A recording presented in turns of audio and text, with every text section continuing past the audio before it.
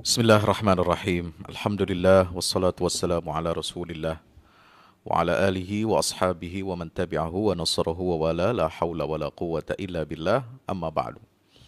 Subhanaka la ilma lana illa ma 'allamtana innaka antal alimul hakim wa qur rabbi zidni ilma. Uhayyikum bi tahiyyatil Islam. Assalamualaikum warahmatullahi wabarakatuh. Para pemirsa, jamaah peserta kajian webinar Masjid Al-Irsyad Surabaya, yang insya Allah mudah-mudahan kita senantiasa berada dalam naungan rahmat dan limpahan maghfirah dari Allah Subhanahu wa Ta'ala. Apa kabar semuanya? Bapak Ibu, saudara semua, luar biasa. Hari ini hari yang keempat, ya, dengan izin Allah Subhanahu wa Ta'ala kita berada di bulan suci Ramadan yang sangat berkesan. Ya, saya menangkap suasana Ramadan kali ini justru yang paling berkesan buat saya. Ya, kita diarahkan oleh Allah Subhanahu wa Ta'ala untuk kembali kepada substansi Ramadan, kepada kesederhanaan dan kebersahajaan. Kembali fokus untuk ke dalam, looking inward, bukan looking forward. Kalau kita lockdown, maka lockdown ini mengajarkan kepada kita untuk look down, melihat ke dalam, melihat ke bawah, introspeksi dan muhasabah. Ya, banyak sekali hikmah kita berada atau menjalankan ibadah puasa bulan suci Ramadan 1441 Hijriah ini di tengah situasi darurat pandemi. Ya, yang saya sebut tadi adalah kita kembali kepada substansi Ramadan. Seringkali kita menjalankan ibadah puasa Ramadan ini di tahun-tahun sebelumnya beda-beda tipis. Kita tidak bisa membedakan antara syiar Ramadan dengan festivalisasi, bahkan juga mungkin hura-hura, tabdzir. Ya, coba kita lihat, ya, kalau acara-acara buka bersama di kantor, di instansi, Masya Allah, luar biasa. Di restoran-restoran penuh, di mal-mal penuh. Ya, orang lebih banyak buka puasa di mal. Akhirnya lebih banyak zakat malnya daripada zakat malnya. Ya, sekarang mal ini dijauhi. Alhamdulillah, saya bersyukur kepada Allah. Ya, sampai masuk ke WA saya, ke SMS saya, ya, itu tawaran-tawaran untuk jual, mereka menjual secara online, ya, produk sepatu, fashion dan lain sebagainya, gitu. Subhanallah. Nah, itu kembali kita menghadirkan suasana Ramadan yang hakiki sebenarnya ini. Dan bagaimana memfokuskan kegiatan pendidikan kita di rumah untuk keluarga dan anak-anak kita. Hikmahnya kita dapat menjadikan suasana rumah tangga kita, suasana keluarga kita ini untuk menuju baiti jannati. Ya, rumahku adalah surga untukku. Kesempatan, ya. Kalau dulu Bapak Ibu Saudara bulan suci Ramadan, ya, pergi pagi jam 6 setelah sahur, setelah subuh menuju tempat kerja masing-masing, ya, menjalani profesinya di luar rumah. Balik mungkin menjelang maghrib atau mungkin lewat dari maghrib, terutama yang di kota-kota besar, terutama di Jakarta dan sekitarnya. Sekarang alhamdulillah kita 24 jam bisa bersama keluarga di rumah, tentu dengan tetap kita menjalankan kewajiban kita, profesi kita, work from home misalnya. Tetapi kita banyak mengisi waktu, ya, di rumah kita ini dengan mestinya ada peningkatan, ya. Kalau mungkin saat normal bulan Ramadan ini kita jarang, tidak pernah menghatamkan Al-Quran, ya, ini kesempatan yang luar biasa. Di rumah, bersama keluarga, bersama orang-orang terdekat, orang-orang tercinta kita bisa membiasakan diri untuk tadarus Al-Quran, untuk menyimak kajian-kajian Islam, ya, dari pagi sampai malam, ya, insya Allah. Mirsa yang dirahmati Allah Subhanahu Wa Taala dimanapun berada, kali ini pengajian kita, ya, saya membawakan tema mengenai tafsir Al-Quran yang saya ambil dari kitab Tafsir An-Nabulsi. Ya, Tafsir An-Nabulsi ini ditulis oleh seorang ulama dari Syria. Beliau masih hidup, usianya juga tidak terlalu sepuh, tidak terlalu tua, ya, yaitu Syekh Muhammad Ratib An-Nabulsi. Ya, aslinya beliau ini lahir di kota Nablus di Palestina. Lalu kemudian keluarga beliau, ya, mulai dari ayahnya atau kakeknya itu hijrah dari tanah Palestina, ya, akibat penjajahan Israel yang berdiri pada tahun 1948. Lalu kemudian beliau dan keluarganya ini dulu dibawa keluar dari Palestina, ya, hijrah di Syria, di Damaskus. Dan setelah peristiwa Arab Spring pada tahun 2011, revolusi Arab yang kita kenal, beliau akhirnya keluar dari negeri itu karena mengalami konflik, ya, perang saudara, ya, di antara kubu pemerintah dan oposisi karena merasa tidak nyaman, dan gerakan dakwah beliau ini betul-betul dipantau, diawasi, bahkan mengalami banyak persekusi. Saudara yang dirahmati Allah Subhanahu wa taala, tafsir An-Nabulsi ini tidak sama dengan tafsir-tafsir jenis yang lainnya. Baik yang bercorak tafsir bil ma'thur, yaitu mendasarkan diri pada keterangan ayat-ayat Al-Quran melalui riwayat, ya, yang bersanad, ya, baik itu melalui Al-Quranul Karim yang sanadnya qat'iyyut thubut, yang mutawatir, maupun dari hadis-hadis yang sahih dari Rasulullah SAW, maupun yang dinisbatkan kepada aqwal atau perkataan-perkataan para sahabat dan tabi'in ridwanullahi alaihim ajma'in, ya, atau yang dikenal dengan tafsir bil ma'thur. Ada juga corak yang kedua, tafsir bil ra'yi, yaitu tafsir dengan analisis rasional, bukan semata-mata pendekatan tekstual. Ya, analisis rasional ini menggunakan pendekatan melalui ilmu-ilmu alat-alat bantu, melalui pendekatan bahasa, sastra, ya, kemudian kemukjizatan Al-Quran, di bidang sains, sastra dan lain sebagainya, lalu kemudian pendekatan ilmu balaghah, fikih dan lain sebagainya. Ya, itu yang disebut dengan tafsir birra'yi, ya. Tetapi beliau di sini lebih fokus kepada apa? Dalam judul subnya dari tafsir An-Nabulsi ini, pemirsa yang dirahmati Allah, yaitu tadabburu ayatillahi fil nafsi wal kauni wal hayat. Itu bagaimana menjadikan pendekat tafsir ini melalui pendekatan tadabbur. Ya, agak berbeda. Kalau tafsir itu lebih kesannya, pendekatannya itu lebih saintifik, ya, lebih ilmiah. Atau pendekatan saintifik, ya, pendekatan ilmiah melalui kaidah-kaidah ilmu-ilmu tafsir, ya, ilmu hadis, kemudian usul fikih, balaghah dan lain sebagainya yang bersifat sangat teknis dan mungkin, ya, agak sulit dipahami oleh orang awam. Perlu bahkan bagi para pelajar penuntut ilmu, baik di strata S1, S2, S3, di perguruan tinggi terkemuka di Timur Tengah seperti Al-Azhar, Madinah, Ummul Qura dan lain sebagainya, itu pun membaca tafsir-tafsir klasik dengan pendekatan birra'yi itu cukup membuat dahi kita berkerut. Kalau kita misalnya membaca tafsir Al-Kasyaf Imam Az-Zamakhsyari, tafsir An-Nasafi, ya, Madarikut Tanzil, kemudian tafsir Al-Alusi, ya, kemudian lagi tafsir Fakhruddin Ar-Razi, tafsir At-Tahrir wa Tanwir, itu tidak mudah dipahami oleh orang awam. Untuk orang yang mempelajari ilmu itu secara spesifik, ya, spesialisasi tafsir saja, itu membuat dahi kita berkeringat, ya, membaca banyak sekali istilah-istilah teknis.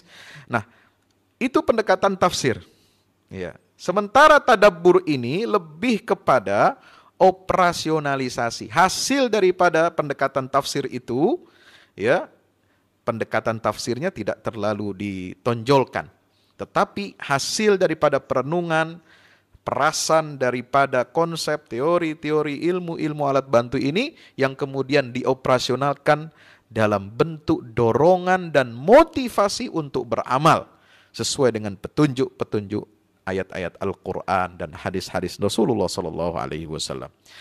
Pemirsa yang dirahmati Allah Subhanahu Wa Taala, jadi pendekatan tadabbur ini memang unik, ya, dan lebih mudah untuk dikaji, dibaca, dipelajari, dan diamalkan bagi orang-orang awam pada umumnya, ya, karena pendekatannya tidak bersifat ilmiah, ya, tidak bersifat ensiklopedis, tidak bersifat pendekatan yang kaku, ya, istilah-istilah teknis dalam dunia tafsir luar biasa, ya. Saya saja untuk lulus S2 di Al-Azhar Mesir itu, kita harus membaca, ada namanya ujian lisan, itu disebut dengan ujian ta'yin, membaca teks kitab tafsir klasik, ya, itu dari beberapa kitab tafsir seperti Baydawi, Ar-Razi, Az-Zamakhsyari, An-Nasafi dan sebagainya.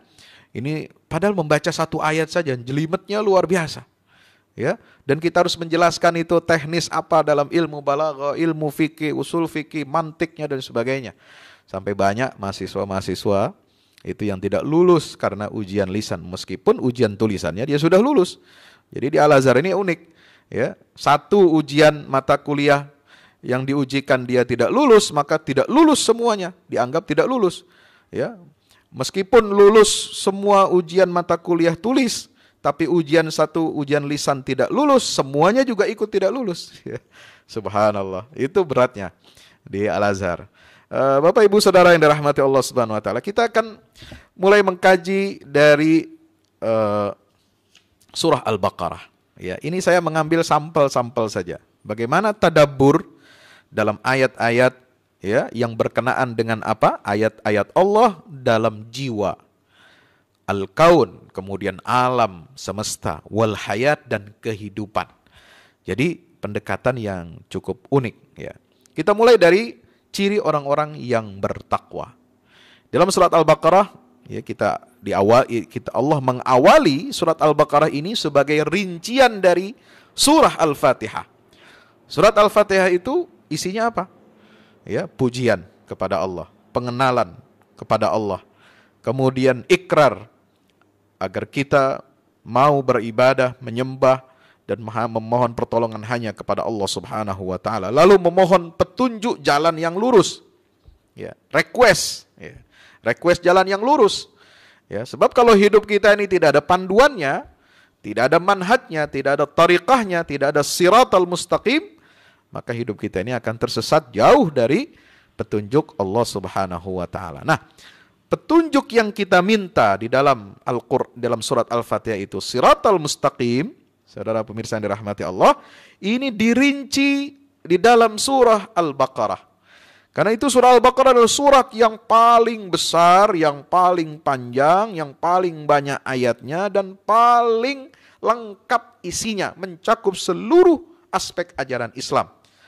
Ya, meskipun tidak dengan semua rinciannya, tetapi semua tema-tema pokok ajaran Islam itu ada dalam surat Al-Baqarah.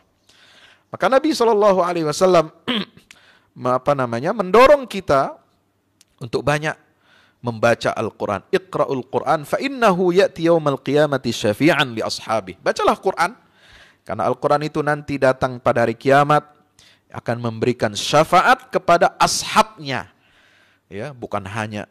Kenapa Rasulullah tidak mengatakan liqari'ihi atau liqurra'ihi, kepada yang membacanya, ya, tapi Nabi menggunakan istilah li ashabihi, kepada sahabat-sahabatnya. Sahabat Quran berarti orang ini akrab dengan Al-Quran.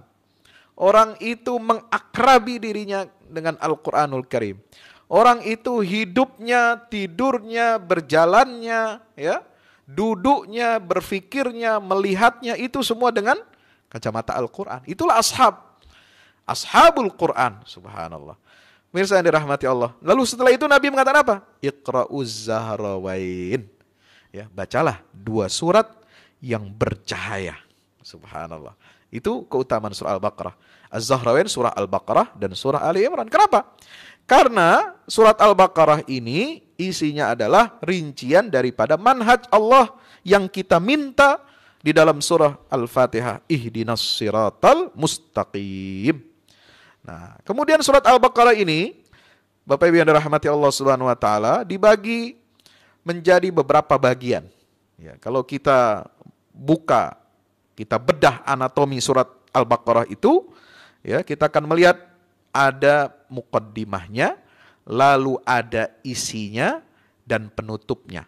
Ya, seperti halnya buku, tetapi ini tidak bisa mudah untuk kita pahami kalau kita tidak, ya, intensif, tidak mengakrabkan diri kita untuk membaca surah Al-Baqarah.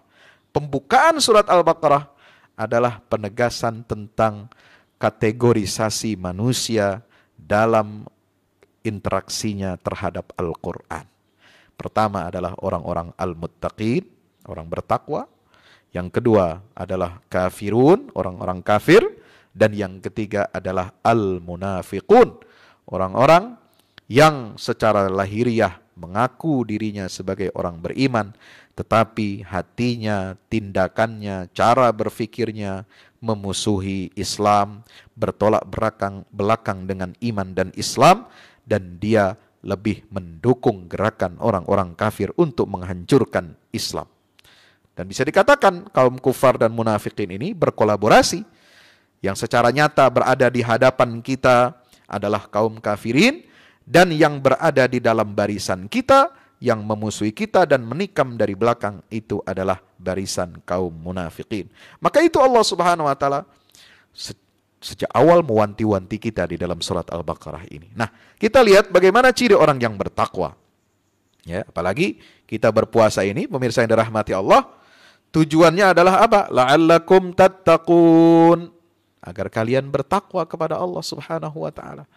Puasa yang tidak mengantarkan kita sampai kepada tujuan takwa, berarti puasa kita ada yang salah.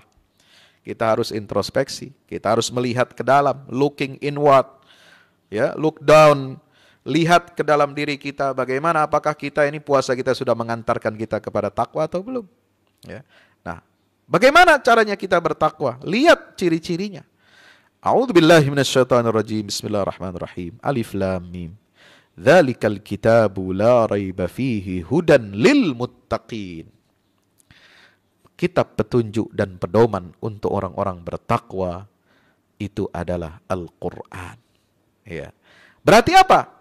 Orang yang berpuasa, ya, untuk meraih tujuan ketakwaan kepada Allah sebagai output dari madrasah siyam atau puasa ini, maka orang yang bertakwa ini harus berpedoman kepada Al-Quranul Karim, pedoman hidupnya.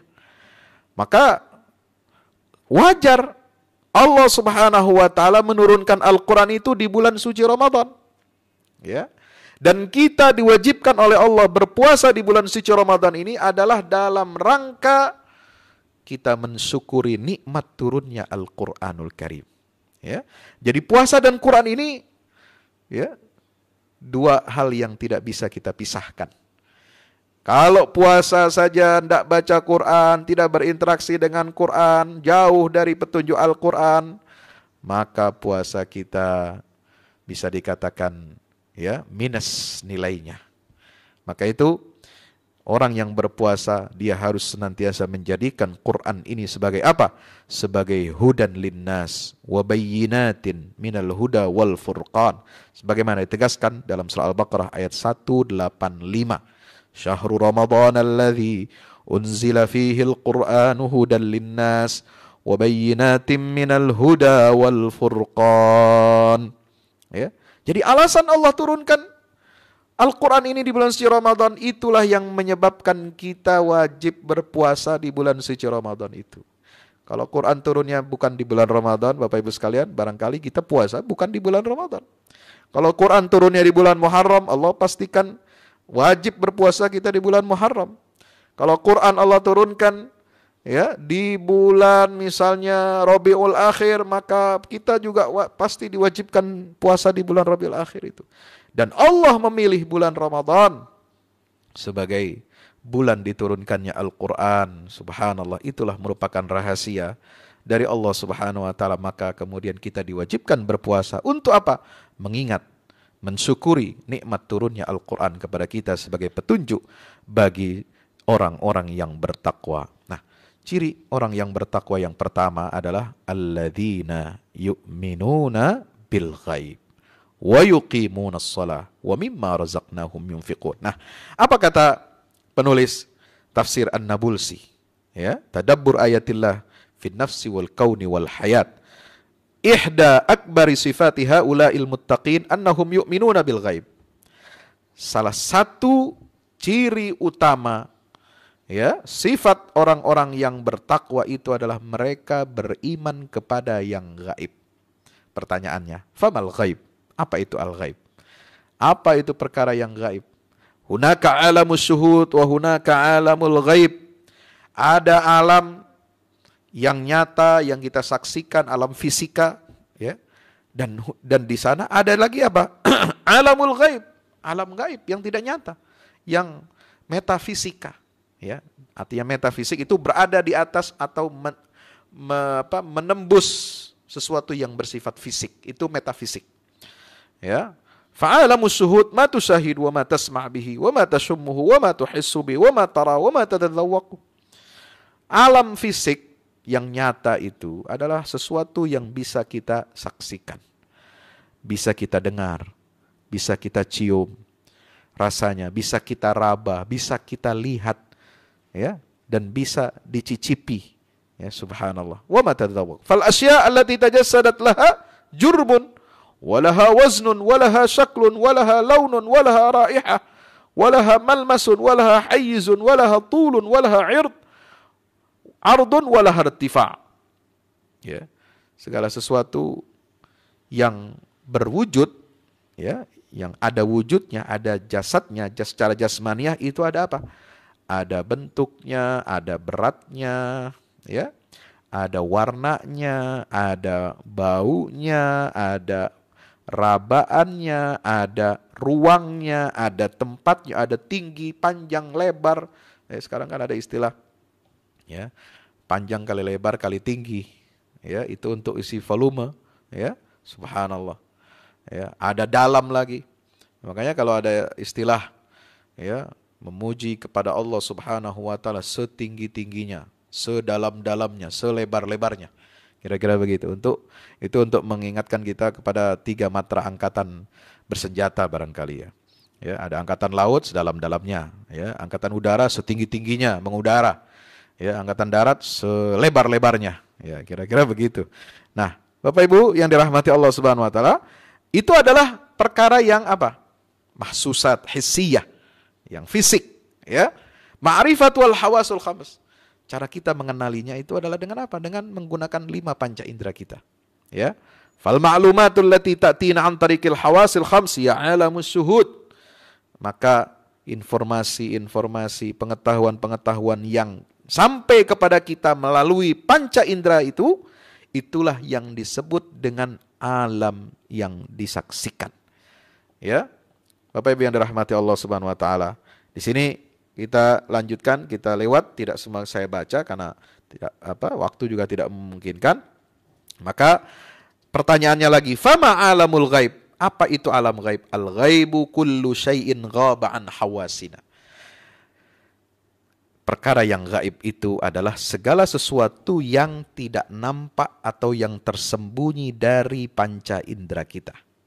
Wa an mudrakatina, dari jangkauan, ya, mata kita.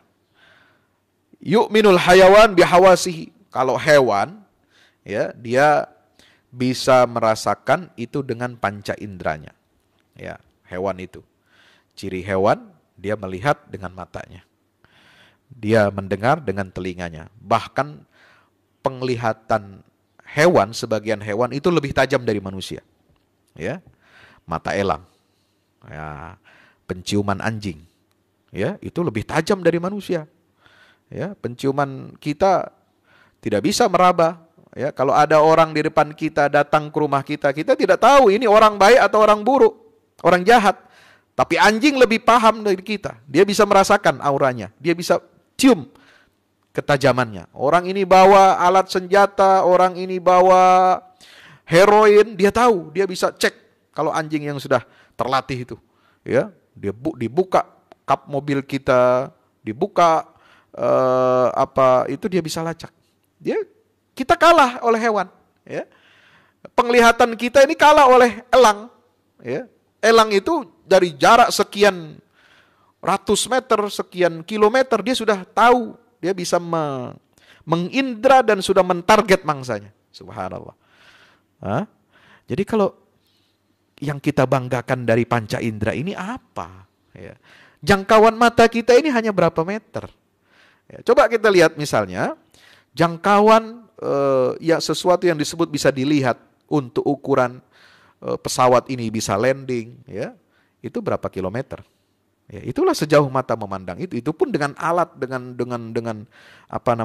sinyal, dengan radar dan lain sebagainya. Penglihatan itu harus dibantu oleh penglihatan manusia. Ya, kalau manusianya, pilotnya tidak bisa melihat dalam jarak sekian, itu membahayakan untuk proses landingnya pesawat. Jadi ada kelemahan dalam indera manusia ini, ya.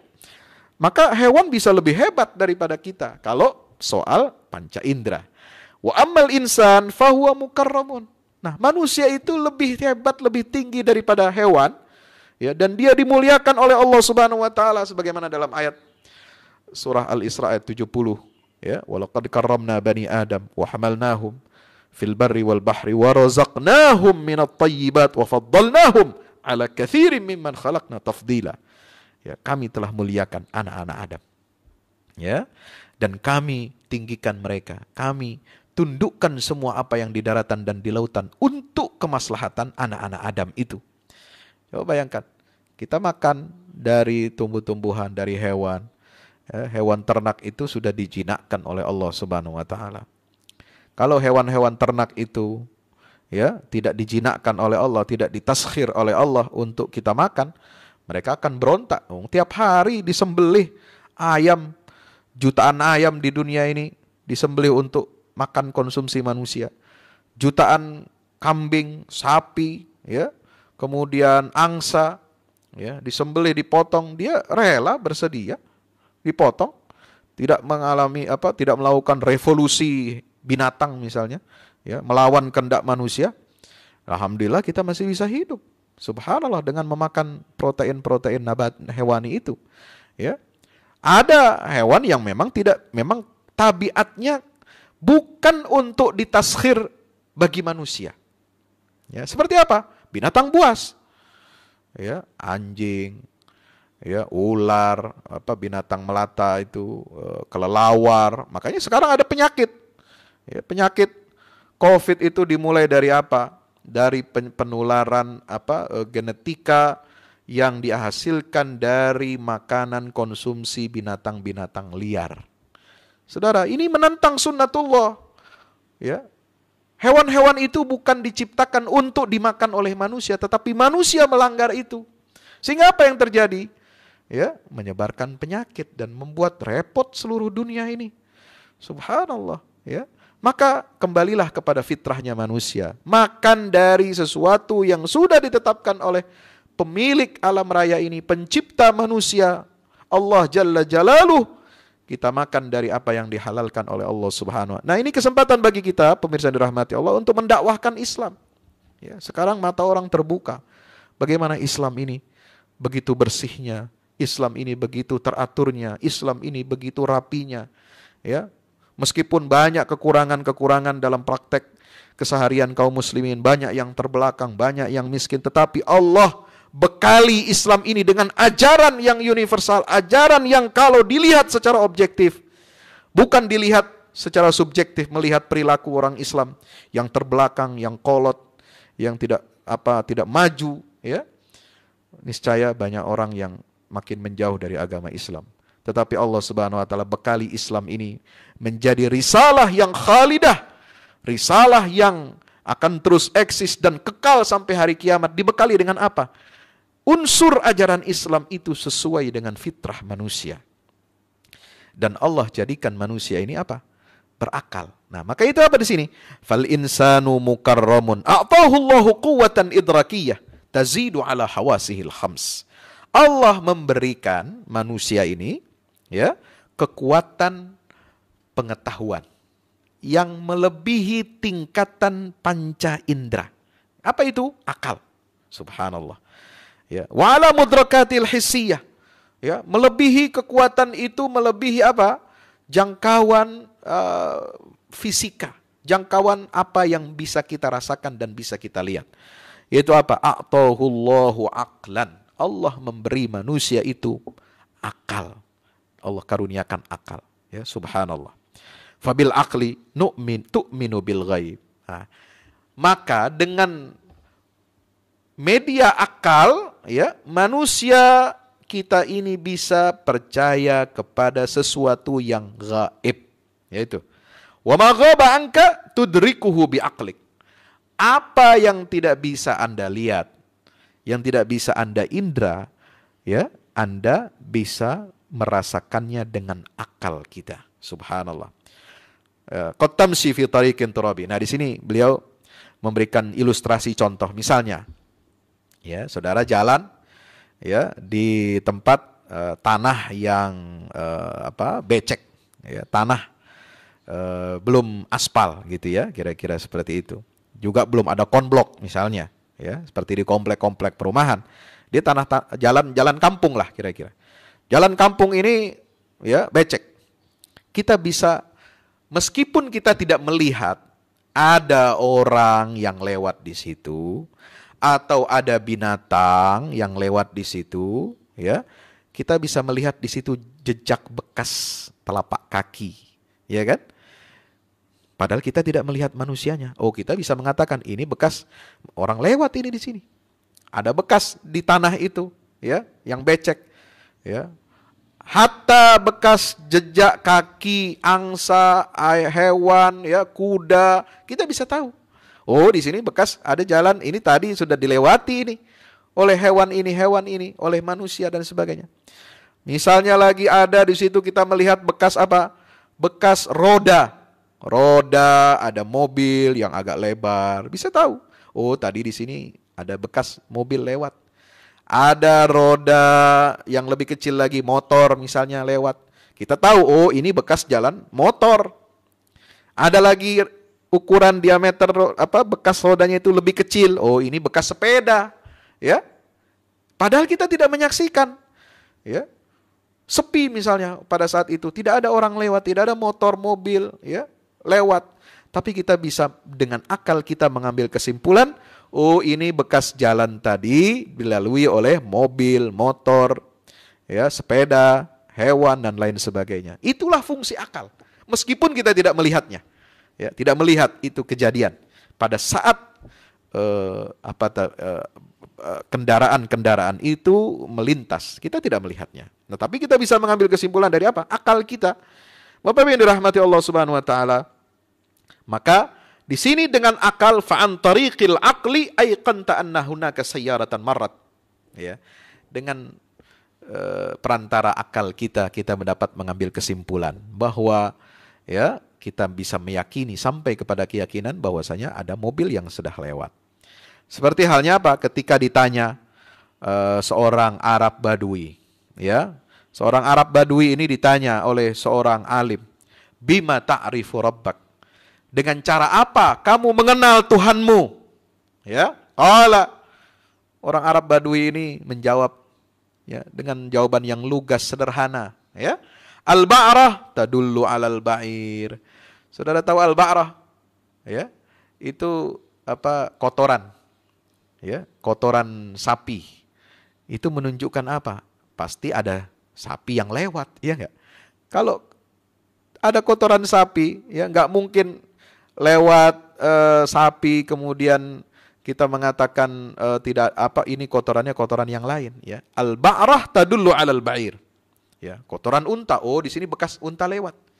Oh, ini bekas sapi lewat. Ini buktinya apa? Ada kotorannya. Ya, karena manusia bisa membedakan mana jenis kotoran hewan, mana jenis kotoran dirinya sendiri, ya. Al-ba'rah tadullu 'alal ba'ir. Wal ma' yadullu 'alal ghadir.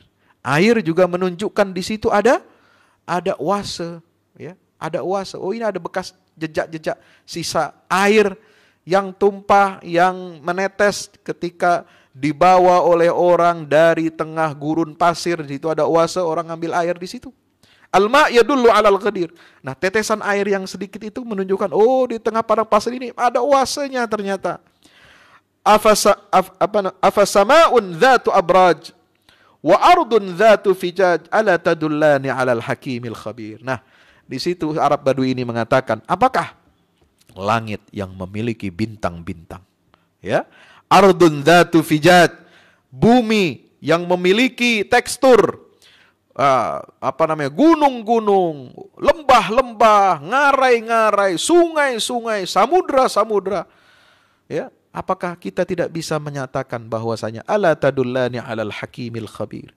Apakah kita tidak yakin dengan melihat itu semua bahwa itu menunjukkan ada Allah yang menciptakan alam semesta ini? Saudara yang dirahmati, itulah iman dengan gaib. Itu bukan iman yang bodoh, ya. Jangan kira beriman kepada yang gaib dikatakan adalah iman kepada sesuatu iman yang dangkal, tidak rasional, tidak ilmiah. Ngapain saudara Anda percaya kepada sesuatu yang tidak tampak, perkara yang gaib? Anda dibodoh-bodohi oleh agama, ya. Seperti halnya perkataan orang munafik kepada orang-orang yang beriman, laqad gharra haula'i dinuhum.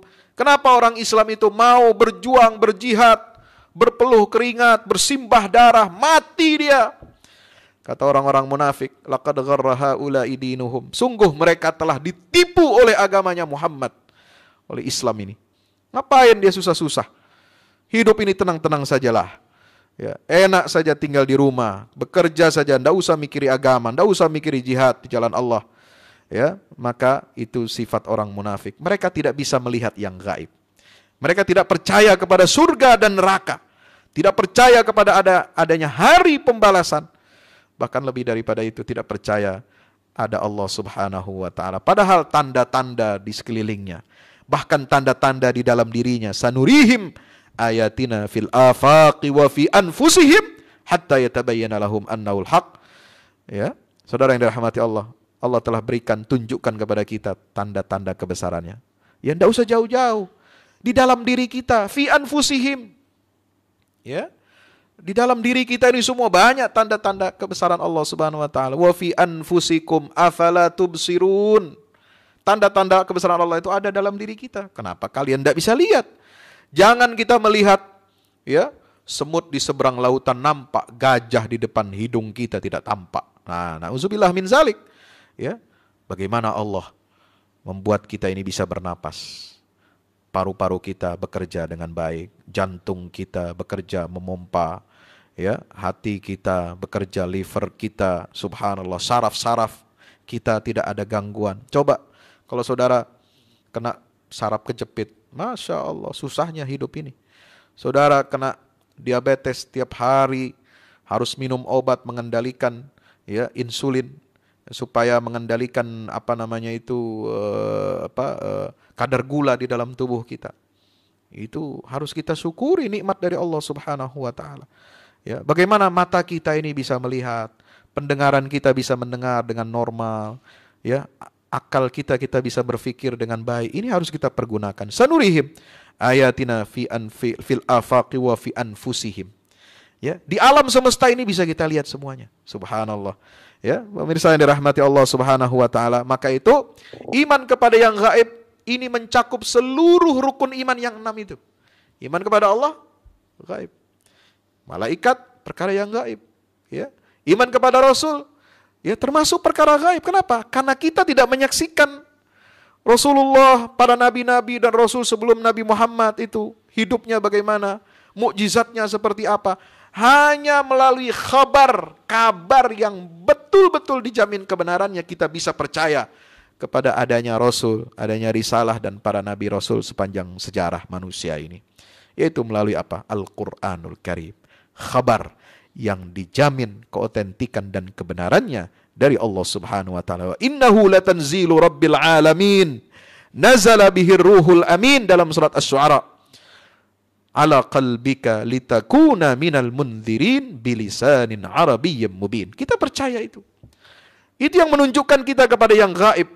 Subhanallah. Percaya kepada hari akhirat, ya, percaya kepada hari pembalasan, qada dan qadar dari Allah Subhanahu wa taala. Maka iman kepada yang gaib ini merupakan kunci yang pertama. Ciri orang yang bertakwa ya adalah beriman kepada yang gaib. Dan iman kepada yang gaib itu bukan keimanan yang dungu, bukan keimanan yang bodoh, bukan keimanan yang dangkal. Justru itulah keimanan kepada yang gaib adalah keimanan yang menunjukkan pada level yang paling tinggi. Subhanallah. Kalau kita percaya kepada ya apa yang kita lihat, jangkauan mata kita, jangkauan pendengaran kita terbatas sekali. Ya, pandangan manusia masih kalah dengan hewan seperti elang. Ya. Bahkan kalah dengan kelelawar. Ya, kalah dengan pandangan mata ya makhluk yang kecil seperti cicak, ya dia bisa makan mangsanya itu nyamuk-nyamuk atau laron-laron, dia bisa, subhanallah ya. Manusia melihat tidak langsung, dia melihat lalu langsung bisa mendapatkan makanannya ya. Maka kita harus mengakui ada keterbatasan dalam diri kita, dan Allah berikan kita akal untuk melengkapi keterbatasan kita itu, untuk menjangkau perkara yang gaib sampai kepada keyakinan bahwa ada eksistensi dan wujud Allah Subhanahu wa taala.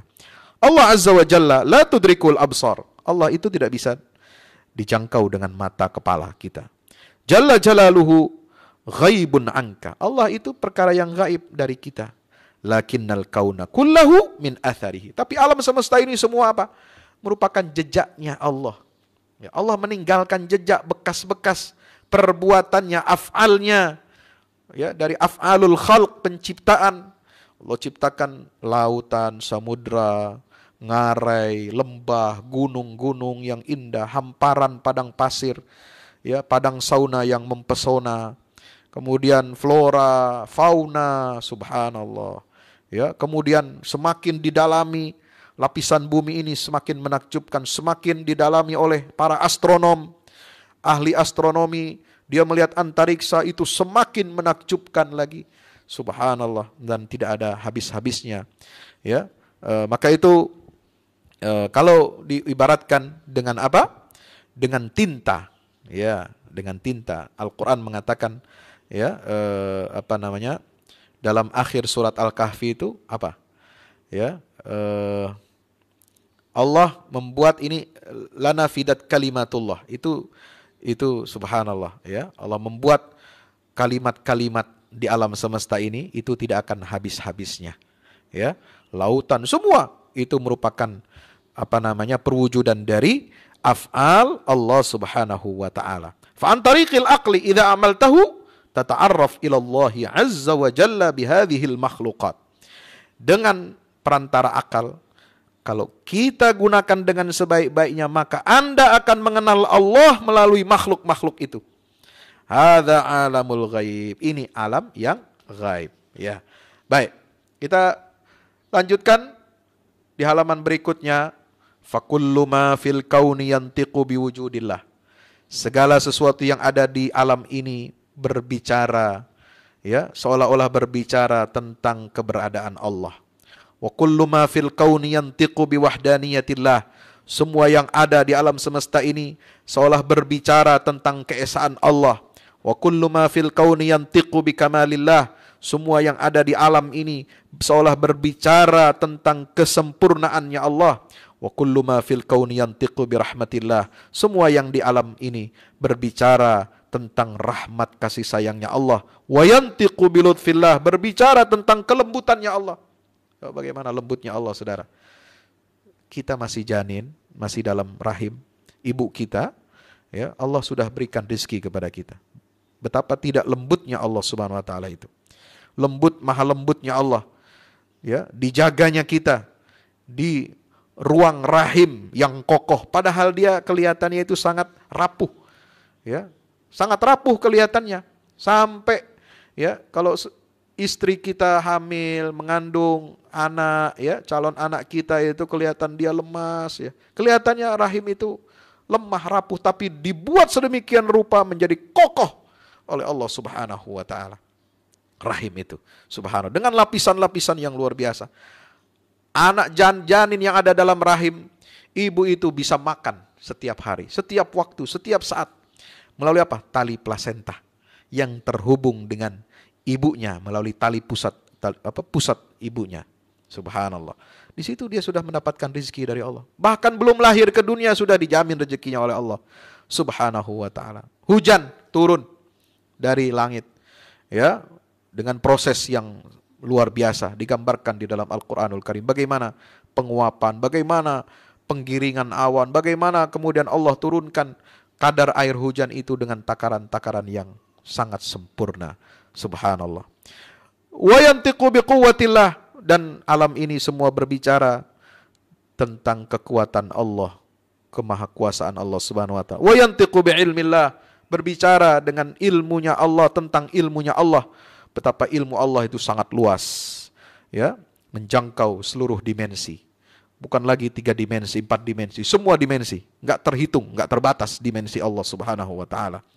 Masa lalu, sekarang dan masa depan itu dimensinya manusia. Tapi bagi Allah tidak ada yang namanya masa lalu, masa sekarang dan masa depan. Semua itu satu dimensi di bawah kendali dan kekuasaan Allah Subhanahu wa taala. Qala subhanahu, inna fi khalqis samawati wal ardi wa ikhtilafil laili wan nahar la ayatin liulil albab. Ali Imran ayat 190. Alladzina yadhkuruna Allaha qiyaman wa qu'udan wa 'ala junubihim wa yatafakkaruna fi khalqis samawati wal ardi rabbana ma khalaqta hadza batilan subhanaka faqina 'adzaban nar. Ayat 191. Apa kata Allah? Sungguhnya dalam penciptaan langit dan bumi itu serta perbedaan atau perputaran siang dan malam, di situ semua terdapat tanda-tanda kekuasaan Allah bagi orang yang berfikir. Siapa orang yang berfikir? Ulil albab, mereka yang mengingat Allah dalam keadaan berdiri, dalam keadaan duduk, bahkan dalam keadaan berbaring. Ya. Nah, saudara sekarang di rumah lebih sering duduk atau berbaring? Ya. Lebih sering baca Quran, duduk, lebih sering sholat, zikir, atau lebih banyak berbaring ini di rumah ini? Ya. Jangan sampai kita dalam masa situasi di rumah saja sekarang, tagline-nya, hashtagnya Ramadan di rumah aja, lebih banyak kita berbaring. Ya, lebih banyak berbaring kita daripada ibadah Ramadan yang normal. Ya, jangan sampai. Ya, kita harus banyak menggunakan waktu kita, bahkan ketika kita rebahan berbaring pun kita berzikir kepada Allah Subhanahu wa taala. Wa yatafakkaruna fi khalqis samawati wal ard. Ya. Mereka senantiasa memikirkan, ya, penciptaan langit dan bumi, mengobservasi, melihat, ya, menelaah, menganalisa, mengkaji. Rabbana ma khalaqta hadza batila. Ya Allah Tuhan kami, sungguh tidak ada yang kau ciptakan itu, tidak ada yang sia-sia. Subhanallah. Subhanak, maha suci engkau ya Allah. Faqina adzaban nar, maka lindungi kami, jaga kami dari siksa neraka. Kenapa orang ulil albab itu menyatakan subhanak? Karena derajat imannya dia sudah sampai kepada derajatnya malaikat. Coba lihat, perhatikan di dalam Al-Quran. Malaikat kalau berbicara kepada Allah, ya, menjawab pertanyaan Allah atau diajak berbicara oleh Allah, selalu memulai perkataannya dengan apa? Subhanallah. Subhanak, la ilma lana illa ma'allamtana innaka antal alimul hakim. Ya, di dalam ayat yang lain juga mengatakan subhanak. Ya, wa yauma yahsyuruhum jami'an fayaqulu aina syuraka'i alladziina kuntum taz'amun. Maka di situ kemudian di dalam surat apa itu saya lupa. Kemarin semalam saya rekam, ya, iman kepada malaikat itu. Nanti insyaallah ya, sore ini, ya, Bapak Ibu yang berminat, yang ingin memirsa kajian saya setiap sore Living Quran in Ramadan, tema hari keempat ini adalah iman kepada malaikat. Di situ saya bahas bagaimana tata krama adabnya malaikat. Nah, kalau kita sudah sampai kepada level keimanan kita seperti malaikat, pasti akan selalu terlontar ucapan subhanallah, subhanallah, subhanallah. Itulah adabnya malaikat terhadap Allah. Kenapa? Karena sudah sampai dia. Iman kepada gaibnya itu sudah luar biasa. Ya, fakullu ma ghaba an hawasikal khams, segala sesuatu yang telah gaib atau tidak bisa kita jangkau dengan panca indera, wa mudrakatikal hissiyah wa hadza alamul ghaib, itulah alam gaib. a'zamu ghaibin yajibu an tu'mina bihi huwallah. Perkara gaib yang paling besar yang wajib Anda imani adalah Allah Subhanahu wa taala. Ghabat anka dzatuh. Zat Allah tidak bisa kita lihat saat ini. Ya, walakin amamaka atharuhu, tetapi di hadapan kita, di hadapan saudara dan kita semua ada bekas-bekasnya. Bekas-bekas yang ditinggalkan, jejak-jejak yang ditinggalkan oleh Allah berupa kekuasaannya, kebesarannya, tanda-tanda ayat-ayatnya yang terhampar di dalam diri kita. Tidak usah jauh-jauh. Di dalam diri kita ini banyak ayat-ayat Allah. Ya, pendengaran kita bisa bekerja dengan baik. Tidur kita bisa bekerja dengan baik. Ya, subhanallah. Kita bisa makan, bisa berdiri, semua ditopang oleh supporting system. Ya, kita bisa makan, bisa duduk, ya, bisa berpikir, bisa berbicara. Itu supporting sistemnya itu sudah jutaan yang ada dalam diri kita ini, dalam tubuh kita ini. Ya. Mau bagaimana lagi manusia, ya, tidak percaya, bahkan kufur, syirik kepada Allah Subhanahu wa taala, padahal di dalam dirinya itu jutaan supporting system bekerja. Ya, Allah karuniakan kepada kita, tetapi banyak di antara kita, wa ma yu'minu aktsaruhum billahi illa wa hum musyrikun.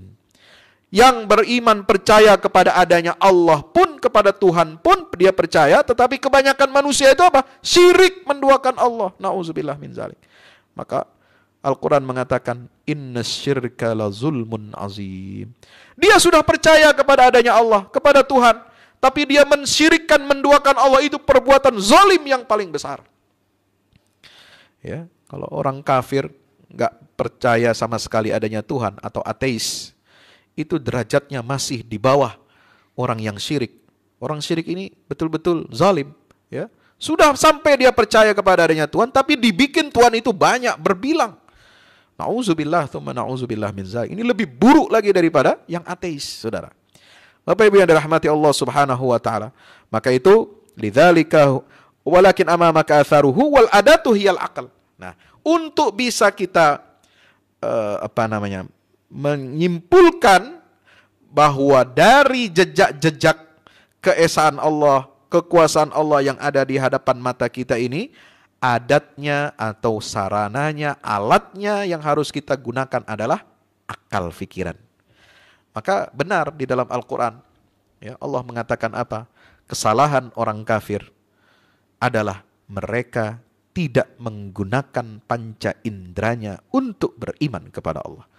Wa qalu law kunna nasma'u aw naqilu ma kunna fi ashabis sa'ir. Ya, surat Al-Mulk.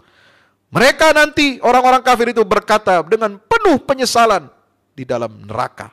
Lau kunna nasma'u au naqil. Kalau dulu kami di dunia mau berpikir, mau menggunakan otak kami ini untuk sesuatu yang baik. Au nasma'u, atau kami minimal menggunakan pendengaran saja. Kalau enggak punya akal, akalnya agak bengkok sedikit, ya gunakanlah pendengaran itu baik-baik. Qalu lau kunna nasma'u au naqil, minimal mendengar. Kalau di atas mendengar itu, ayo berpikir dengan baik. Ma kunna fi ashabis sa'ir. Maka hari ini kami tidak akan berada di dalam neraka sa'ir. Kalau dulu kami mendengar dengan baik. Bukan sekedar punya pendengaran baik, tidak budek. Ya, tidak bermasalah, tidak jadi tuna rungu kuping ini, kuping kita ini. Bukan itu. Banyak orang yang pendengarannya sehat. Ya, bisa mendengar dengan baik, tapi dia tidak bisa mendengar yang hak. Bahkan ketika mendengar yang hak, dia marah, dia seperti kemasukan setan. Mendengar azan dikumandangkan, dia bilang suruh hentikan suara azan itu. Mendengar suara Al-Quran dilantunkan, dia lari terbirit-birit seperti halnya setan. Nauzubillah min zalik. Maka gunakan pendengaran kita ini dengan baik. Buka lebar-lebar sebelum kita nanti menyesal. Ya, di hari kiamat masuk dalam neraka sa'ir baru mereka. Ya, nah ini hebatnya Al-Quran. Al-Quran membocorkan peristiwa yang akan terjadi di hari kiamat itu seolah-olah nyata. Bisa kita baca, bisa kita dengar, bisa kita rasakan langsung di dunia ini tanpa harus menunggu hari akhirat. Sehingga kalau ada yang mengatakan, saudara, Ada yang mengatakan itu apa itu tokoh agama hanya menakut-nakuti rakyat dengan surga dan neraka. Ya, kalau melanggar ajaran Tuhan akan masuk neraka, kalau taat pada Tuhan masuk surga. Padahal katanya tokoh agama itu enggak pernah tahu merasakan surga dan neraka. Subhanallah. Ya, cara berpikir seperti ini cara berpikir yang sangat menyesatkan. Kenapa? Allah dengan khabarnya yang sabik yaitu Al-Quranul Karim, dengan mukjizat yang diberikan kepada Nabi Muhammad SAW, telah menggambarkan semua perkara yang gaib itu seolah-olah nyata di hadapan kita. Kurang baik apanya Allah kepada kita? Dibocorin semua perkataan, percakapan, dialog ahli nur, ahli surga, percakapan ahli neraka, ya, percakapan orang-orang musyrik ketika Tuhan-Tuhan sesembahan mereka, berhala-berhala yang mereka sembah di dunia ini berlepas diri dari pengikut-pengikutnya. Coba, belajarlah dari Al-Quran. Ya. Semua sudah dibocorin rahasia itu oleh Allah Subhanahu Wa Taala kepada kita. Supaya apa? Kita mau minimal mendengarkan, melihat, lalu berpikir agar kita taat dan beriman kepada Allah Jalla Jalaluh Subhanahu Wa Taala. Subhanallah. Bapak Ibu yang dirahmati Allah. Fal malaikatu, nah kalau Allah itu bisa disaksikan, diimani dengan apa? Dengan atharnya, melalui akal, maka bagaimana dengan malaikat? Al malaikatu hunaka syai'an ghaba anka wa laysa lahu athar. Ada perkara yang gaib yang memiliki athar, bekas, jejak. Tapi ada juga yang gaib tidak meninggalkan jejak. Seperti apa? Malaikat. Nah, bagaimana cara mengimani malaikat, saudara? Fal malaikatu ghaibatun anna wa laysa laha athar. Malaikat itu ya perkara yang gaib. Dia tidak meninggalkan jejak nih. Wal jinnu makhluqatun ghabat anna wa laysa laha athar. Jin juga sama. Dia ada, dinyatakan oleh Allah ada. Ada surat jin di dalam Al-Qur'an. Ya, ada surat jin dalam Al-Qur'an. Wa inna minnal muslimun wa minnal qasitun faman aslama faulaika taharraw rasyada. Subhanallah. Jin mengatakan di antara kami ada yang muslim, ada yang kufur, ada yang fasik, ada yang fajir kepada Allah Subhanahu Wa Taala. Nah itu, tapi tidak ada atharnya, tidak ada jejaknya, bekasnya. Wal yaumul akhir ghaibun anna wa laysa lahu athar. Ya, hari akhirat itu juga perkara yang gaib karena belum sampai, belum terjadi. Ya, wa laysa lahu athar. Tidak ada jejaknya, bekasnya. Hadhihi ma'rifatun salisah. Nah, inilah jenis pengetahuan yang ketiga. Apa itu? Tingkatan gaib levelnya ada 3. Al-ghaibul awal ghaibun lahu athar wa adatuhul aqlu. Gaib tingkatan pertama adalah yang memiliki jejak atau bekas. Dan alat kita untuk mengimaninya adalah dengan akal sehat. Wal ghaibu tsani, perkara gaib yang kedua levelnya adalah apa? Ghaibul akhbar. Gaib yang dinyatakan dalam khabar melalui Al-Quran dan sunnah Rasul SAW. Laisa lahu athar, yang tidak meninggalkan jejak. Ya. Wadatuhu al-akhbaru faqat. Nah, alat kita untuk beriman itu satu-satunya hanya berupa apa? Kabar. Kabar yang shadiq, kabar yang benar. Wal khabaru asasuhu ayyakuna shadiqan.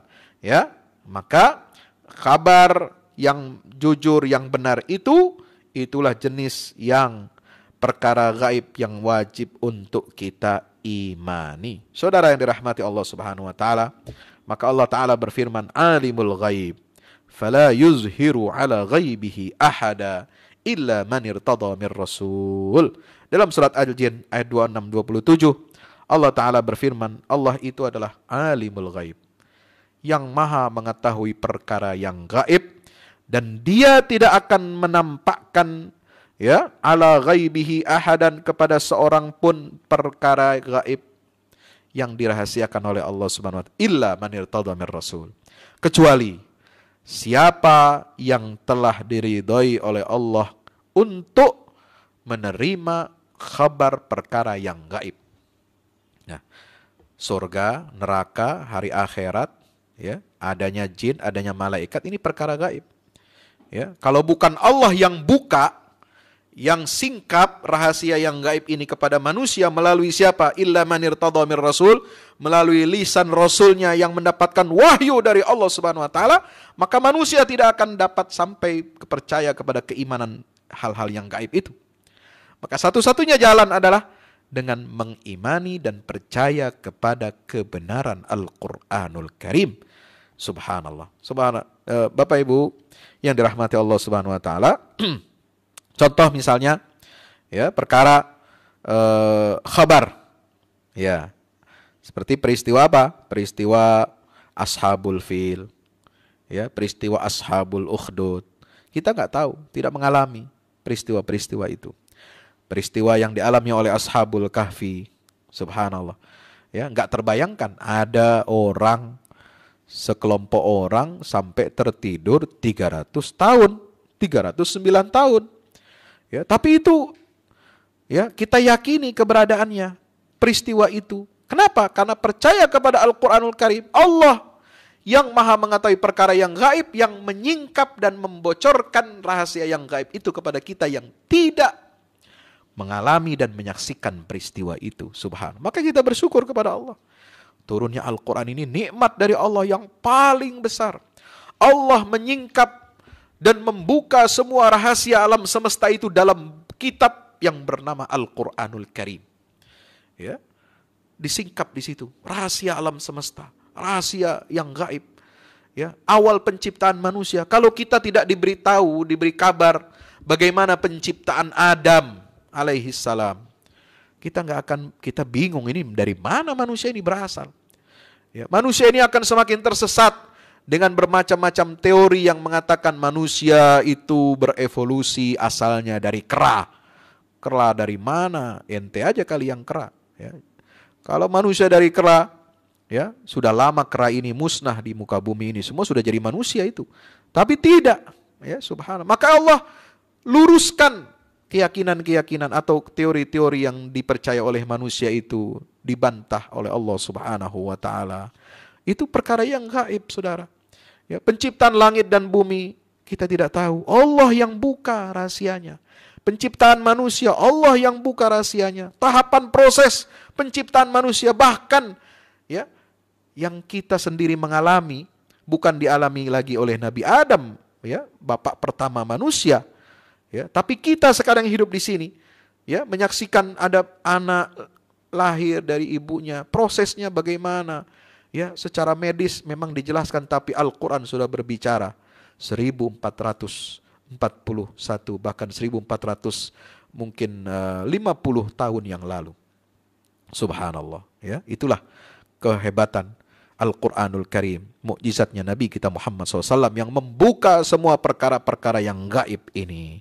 Saudara yang dirahmati Allah, ammal ghaibul ladzi akhbarana Allahu bihi fahuwal iman bil malaikah wal iman bil jin wal iman bil jannah wal iman bin nar wal iman bis sirat wal iman bil haud wal iman bil lauhil mahfuz. Hadhi kulluha minal ghaib alladzi ghaba 'anna wa laysa lahu athar walakinna Allah akhbarana bihi. Subhanallah. Iman kepada malaikat, pada jin, pada surga, neraka, kepada adanya sirat, ya, jembatan, ya, yang akan menjadi batu ujian kita, ya, untuk selamat dari neraka dan masuk ke dalam surga. Iman kepada adanya lauhil mahfuz, semua perkara yang gaib dan tidak memiliki jejak atau bekas. Saudara yang dirahmati Allah Subhanahu wa taala, sama seperti misalnya, ya, kenapa kita tidak bisa beriman kepada yang gaib padahal sehari-hari kita mengalami itu. Ya, bagaimana contohnya? Al-qadiyatul hissiyah marja'uhal ulama. Ya. Kalau misalnya kita tidak tahu masalah, ya, masalah itu sudah dibahas oleh para ahli. Hal ujriya amaliyatan, misalnya, saudara ada punya penyakit keras, apa diputuskan, ya, diputuskan untuk operasi misalnya. Operasi, apakah harus operasi untuk kandungan, operasi sesar, untuk ngangkat tumor, ya, baik tumor yang kecil, jinak ataupun yang berat, ya, operasi atau misalnya melakukan scanning untuk mengangkat kanker, sel-sel kanker misalnya, ya, dan bermacam-macam operasi. Faqulu lahu, madza qala lakat tabib? Ya, ini seolah-olah penulis sedang mengungkapkan satu dialog. Apa pendapat dokter tentang kamu? Apa yang dokter katakan kepada kamu? Hadhi qadhiyatun ilmiyah tahtaju ila tabibin hadhiq. Ini perkara ilmiah yang mengharuskan adanya dokter yang sangat pandai. Wa ikhbarut tabibil hadhiq wal hasab. Ya, pemberitahuan, informasi, maklumat dari dokter yang ahli itulah kata putus.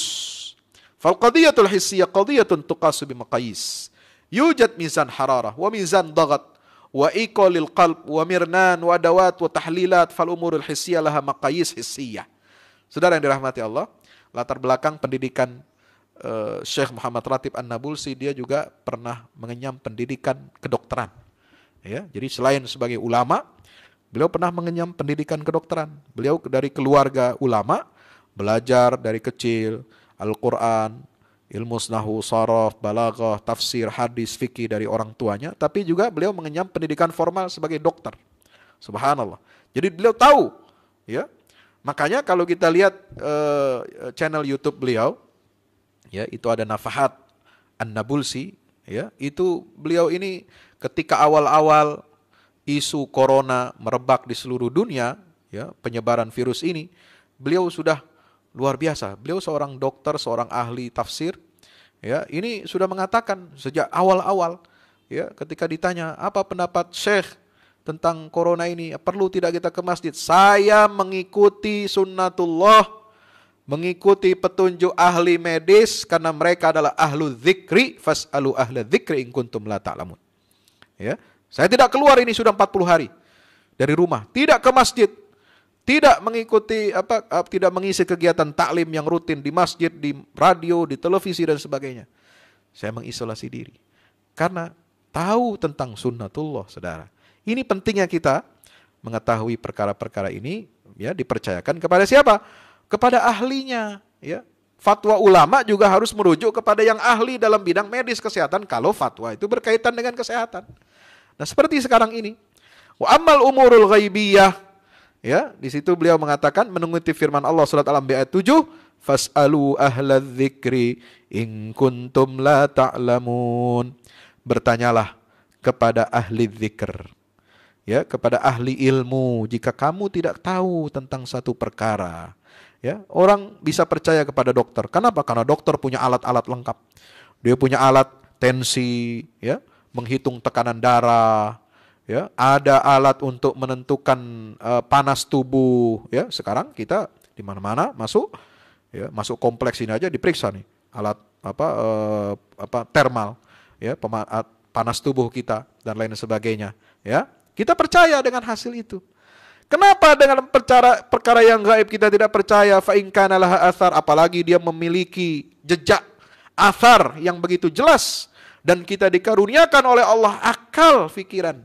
Wa naqulu anha hiya ghaibun istidlali. Itu adalah perkara gaib yang bisa didalilkan.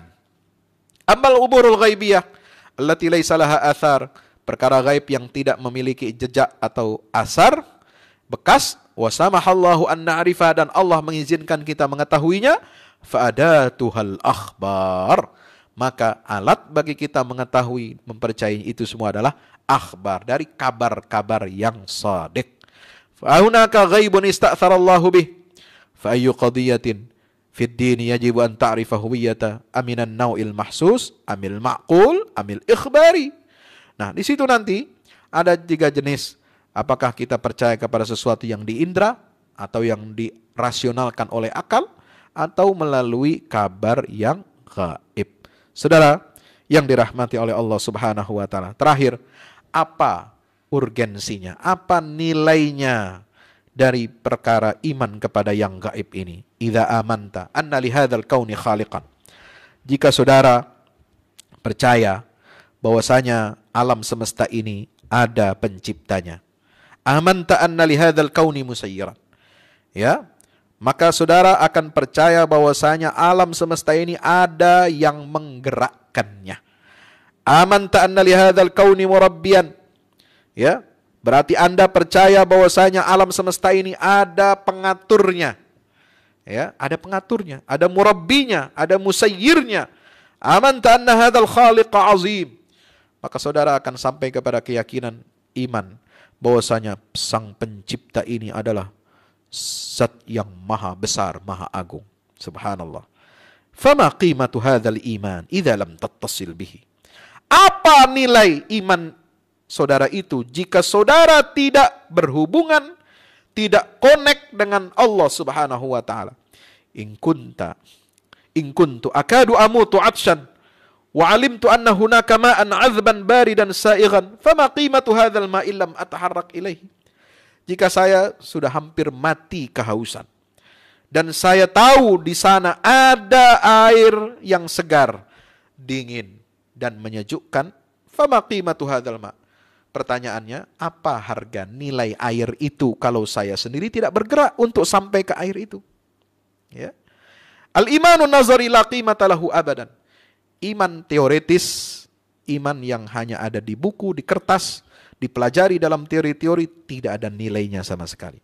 Fal ilmu ma umila bihi, maka ilmu iman teoritis itu harus diterjemahkan dengan apa? Di dalam iman yang praktis. Ya, ibadah kepada Allah, ingat kepada Allah, percaya saja Tuhan ada. Ini namanya ada sekarang aliran, ya, kepercayaan kepada Tuhan yang Maha Esa, ya, aliran kepercayaan namanya. Nah, ada juga aliran, ya, aliran keagamaan baru, new religious movement, ya, yang penting percaya kepada Tuhan. Ya, percaya saja sama Tuhan. Ada Tuhan, tapi dia tidak beribadah. Dia tidak punya panduan untuk berzikir kepada Allah. Dia tidak punya panduan untuk bagaimana dia harus menyembah kepada Allah. Cukup hanya percaya kepada adanya Tuhan melalui teori-teori fisika, teori ini dan itu dan sebagainya. Nah, ini tidak benar juga.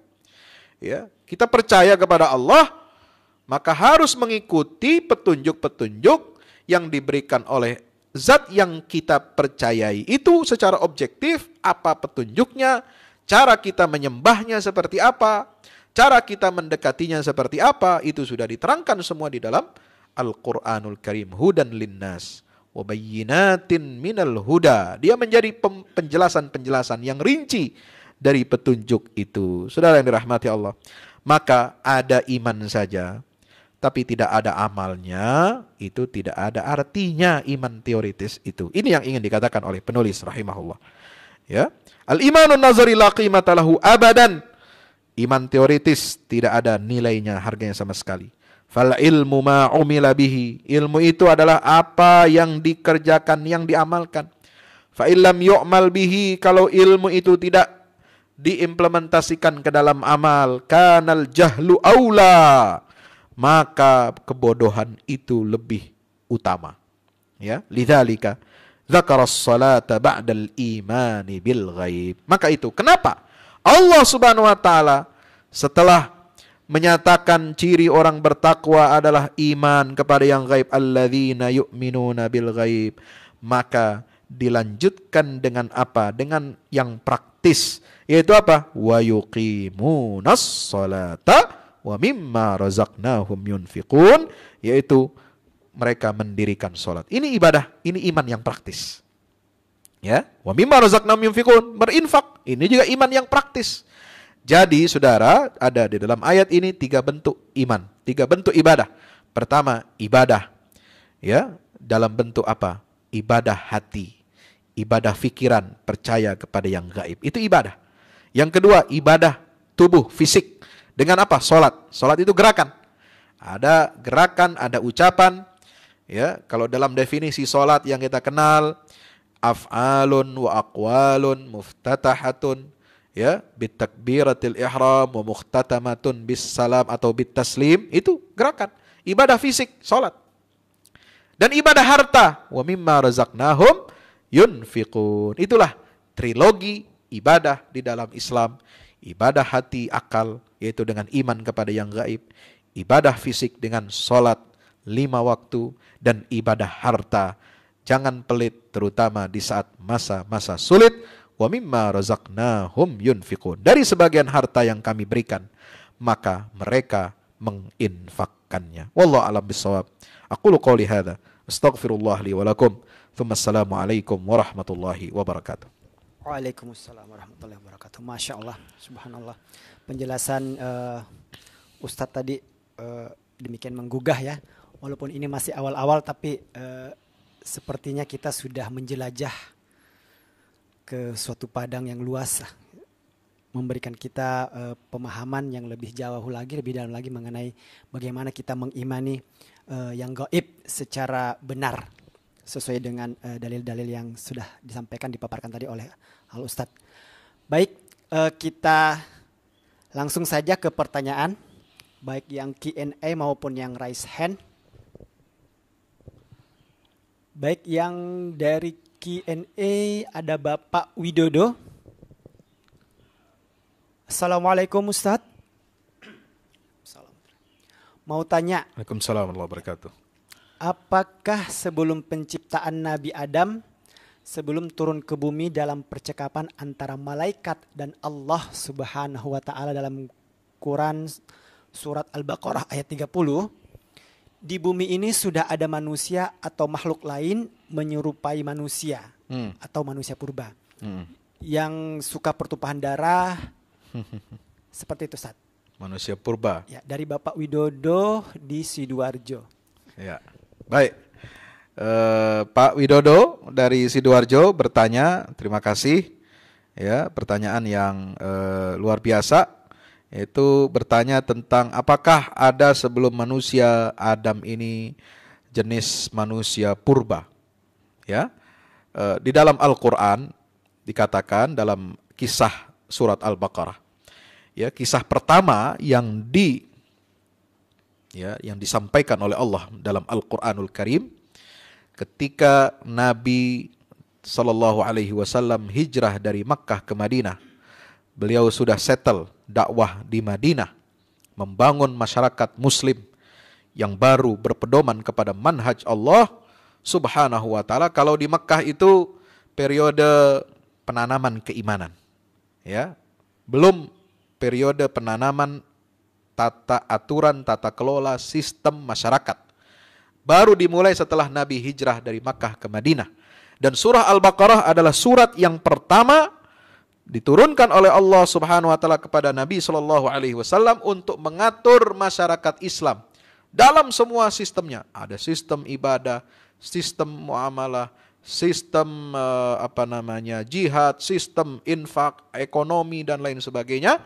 Haji, umrah dan itu semua ada di sana. Surah Al-Baqarah. Maka kisah pertama dalam surat Al-Baqarah disinggung adalah kisah tentang penciptaan manusia. Yang pertama yaitu Adam alaihi salam. Di ayat berapa? Ayat 30 sampai 39. Ayat 38. Subhanallah.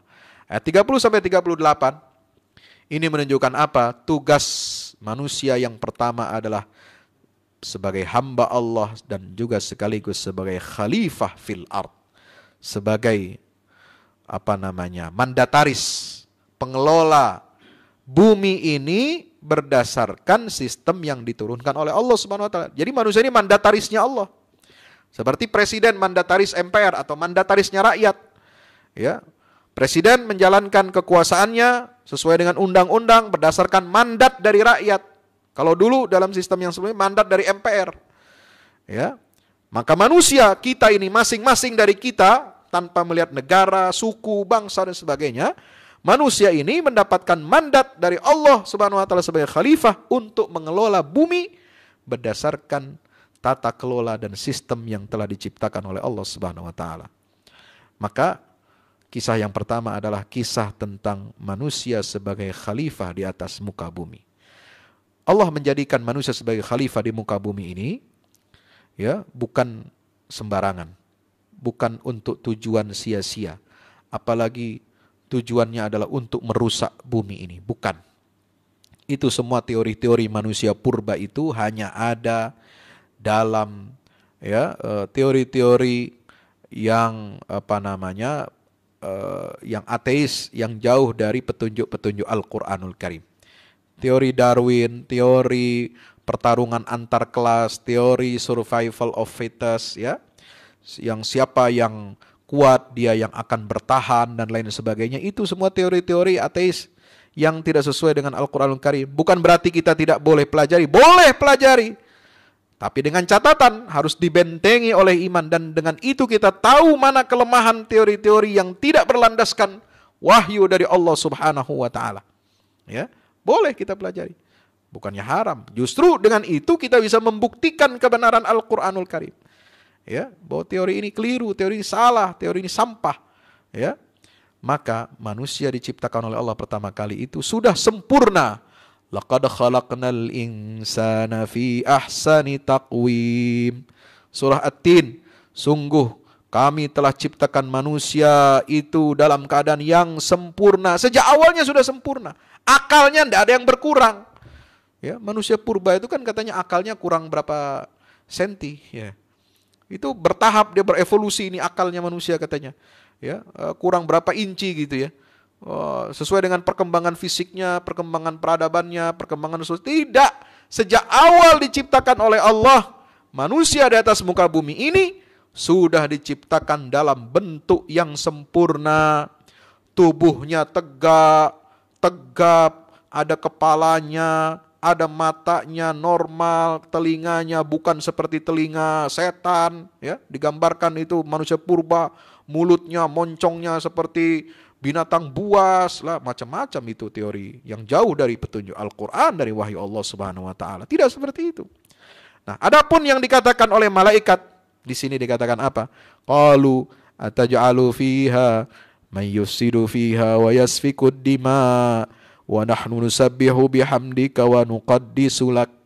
Itu kata para ulama adalah makhluk, jenis makhluk yang lain yang ada di dunia sebelum manusia ini diciptakan oleh Allah. Ya, manusia diciptakan oleh Allah itu sudah jam Adam, manusia pertama dia sudah sempurna.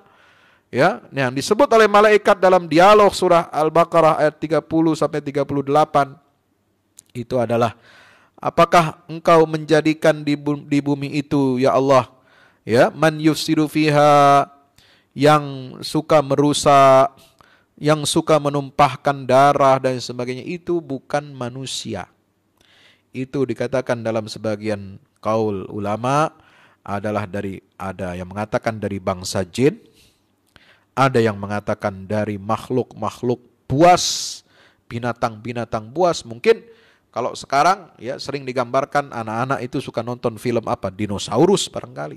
Barangkali ini pun tidak memiliki kepastian. Memang dinosaurus itu makhluk binatang yang dulu menguasai bumi ini, ya, peredarannya sebarannya mencakup seluruh daratan bumi.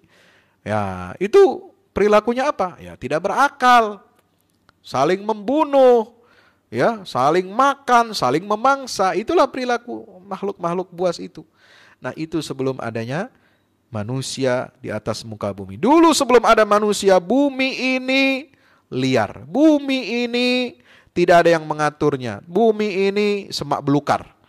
Setelah Allah ciptakan manusia dan diturunkan ke bumi, Allah sudah siapkan di bumi itu semua fasilitas yang menunjang menjadi support system bagi manusia. Udaranya cocok, bisa dihirup. Ya, kalau di luar angkasa sana, planet lain belum tentu nggak bisa hidup manusia. Ya, airnya ada, bisa diminum, dikonsumsi. Hujannya ada, diturunkan oleh Allah. Ada tumbuhan, bisa dimakan. Ada hewan ternak, bisa dimakan. Di planet lain tidak bisa. Maka setelah diturunkan Adam ke bumi ini, disitulah mulai berlaku mandat dari Allah untuk memakmurkan bumi. Istamarakum fiha. Atau ayat yang lain mengatakan istakhlafakum fiha. Ya, maka disitulah fungsi khilafah. Memakmurkan bumi ini berdasarkan sistem aturan tata laksana syariat dari Allah Subhanahu wa taala, dan itu menunjukkan bahwa manusia adalah makhluk yang sempurna sejak awal penciptaannya. Wallahu a'lam bishawab. Masya Allah, jadi clear ya, jelas Ustaz ya. Baik, kita lanjut ke pertanyaan Q&A yang kedua dari Ibu Wahyuni Endila dari Pasaman, Sumatera Barat. Ya. Masya Allah. Masya Allah. Dari Sumbar. Ya. Assalamualaikum warahmatullahi wabarakatuh, Ustaz. Ya. Waalaikumsalam warahmatullahi wabarakatuh. Subhanallah, Ustaz. Manusia yang seperti Ustaz sebutkan tadi hanya mengetahui dimensi sekarang, masa lampau, dan yang akan datang. bagaimana caranya menguatkan akidah kita tentang keyakinan masa datang, tentang kemenangan dan kesuksesan dalam menghadapi cobaan atau musibah dalam berbagai kehidupan, kesehatan, ekonomi maupun politik di Indonesia ini jika dipandang dari sudut pandang Al-Quran. Jazakallah, Ustaz. Pertanyaannya panjang amat. Coba ulangi. Ya. Baik, saya ulang, Ustaz. Kayak ujian UTS. Ya. Manusia seperti yang Ustaz sebutkan tadi hanya mengetahui masa sekarang, masa lampau dan masa datang. Bagaimana caranya kita menguatkan akidah tentang keyakinan masa datang, tentang datangnya kemenangan. Baik di berbagai bidang, ekonomi, kesehatan, dunia politik, dilihat dipandang dari sudut Al-Quran. Seperti itu, Ustaz. Baik, ini Ibu siapa namanya? Wahyuni Bu Wahyuni dari Sumatera Barat. Ya, pertanyaan itu tentang masa depan mengenai kemenangan Islam. Ya, ada buku yang ditulis oleh seorang ulama yang berjudul Al-Mubasysyirat Bintisaril Islam. Kabar-kabar gembira yang akan terjadi di akhir zaman tentang kemenangan agama Islam. Ya, kabar gembiranya bagaimana? Ya, sejak awal Allah sudah berikan kabar gembira. Walladzi arsala rasulahu bil huda wa dinil haqq liyuzhirahu 'ala ad-dini kullihi walau karihal kafirun. Walau karihal musyrikun. Ya, itu ada dalam berapa ayat dalam surat At-Taubah, ada dalam surah Al-Fatah, ya, ada dalam surat As-Saffat. 3 ayat kalau tidak salah. Kalau tidak salah saya mengingat, ya, ini bisa dicari di sini. Alad dini kullihi. Ya. Bapak Ibu yang dirahmati Allah Subhanahu wa taala, apa yang ingin disampaikan oleh Allah di situ? Bahwa sejak awal kedatangannya Islam ini diwahyukan kepada Nabi Muhammad SAW. Ya, Allah menegaskan dialah Allah yang telah mengutus Rasulnya.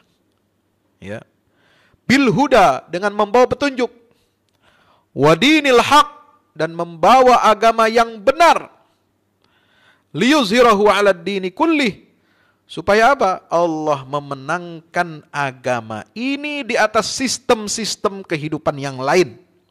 Jadi ad-din itu maknanya adalah sistem kehidupan sebenarnya. Ya, karena apa? Karena dari kata dainun. Din, dainun, ya, tadayyun. Ya, kita ini berarti sedang dalam kondisi berhutang kepada Allah Subhanahu wa taala. Kita ini berhutang apa? Kehidupan kepada Allah. Kita berhutang apa? Nikmat kepada Allah. Kita berhutang kepada apa? Untuk melaksanakan mandat dari Allah, kewajiban dari Allah menyelenggarakan kehidupan di atas muka bumi ini berdasarkan syariat Allah Subhanahu wa taala. Apa firman Allah ketika berbicara tentang Adam yang diturunkan ke dunia ini? Saudara yang dirahmati Allah Subhanahu wa taala, qul nahbitu ba'dukum li ba'din adu. Setelah itu fatalaqa Adam rabbih. Setelah itu ayat 38 terakhir, qul nahbitu minha jami'an fa imma ya'tiyannakum minni hudan faman tabi'a hudaya fala khaufun 'alaihim wa lahum yahzanun. Turunlah kamu ke bumi. Jika datang kepada kamu wahai Adam dan semua keturunanmu dari aku hudan, petunjuk. Itulah wahyu Allah. Ya, faman tabi'a hudaya, maka siapa yang mengikuti petunjuk aku dalam mengelola bumi ini beserta isinya, maka dia tidak akan takut dan tidak akan bersedih. Subhanallah. Nah, itu janji Allah.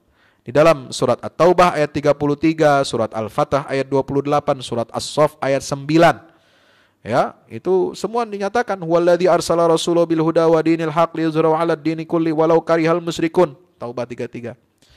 Ya, di dalam surat Al-Fatah wallazi arsala rasulahu bil huda wa dinil haq liyuzhirahu 'ala ad-dini kulli wa kafa billahi syahida, ujungnya.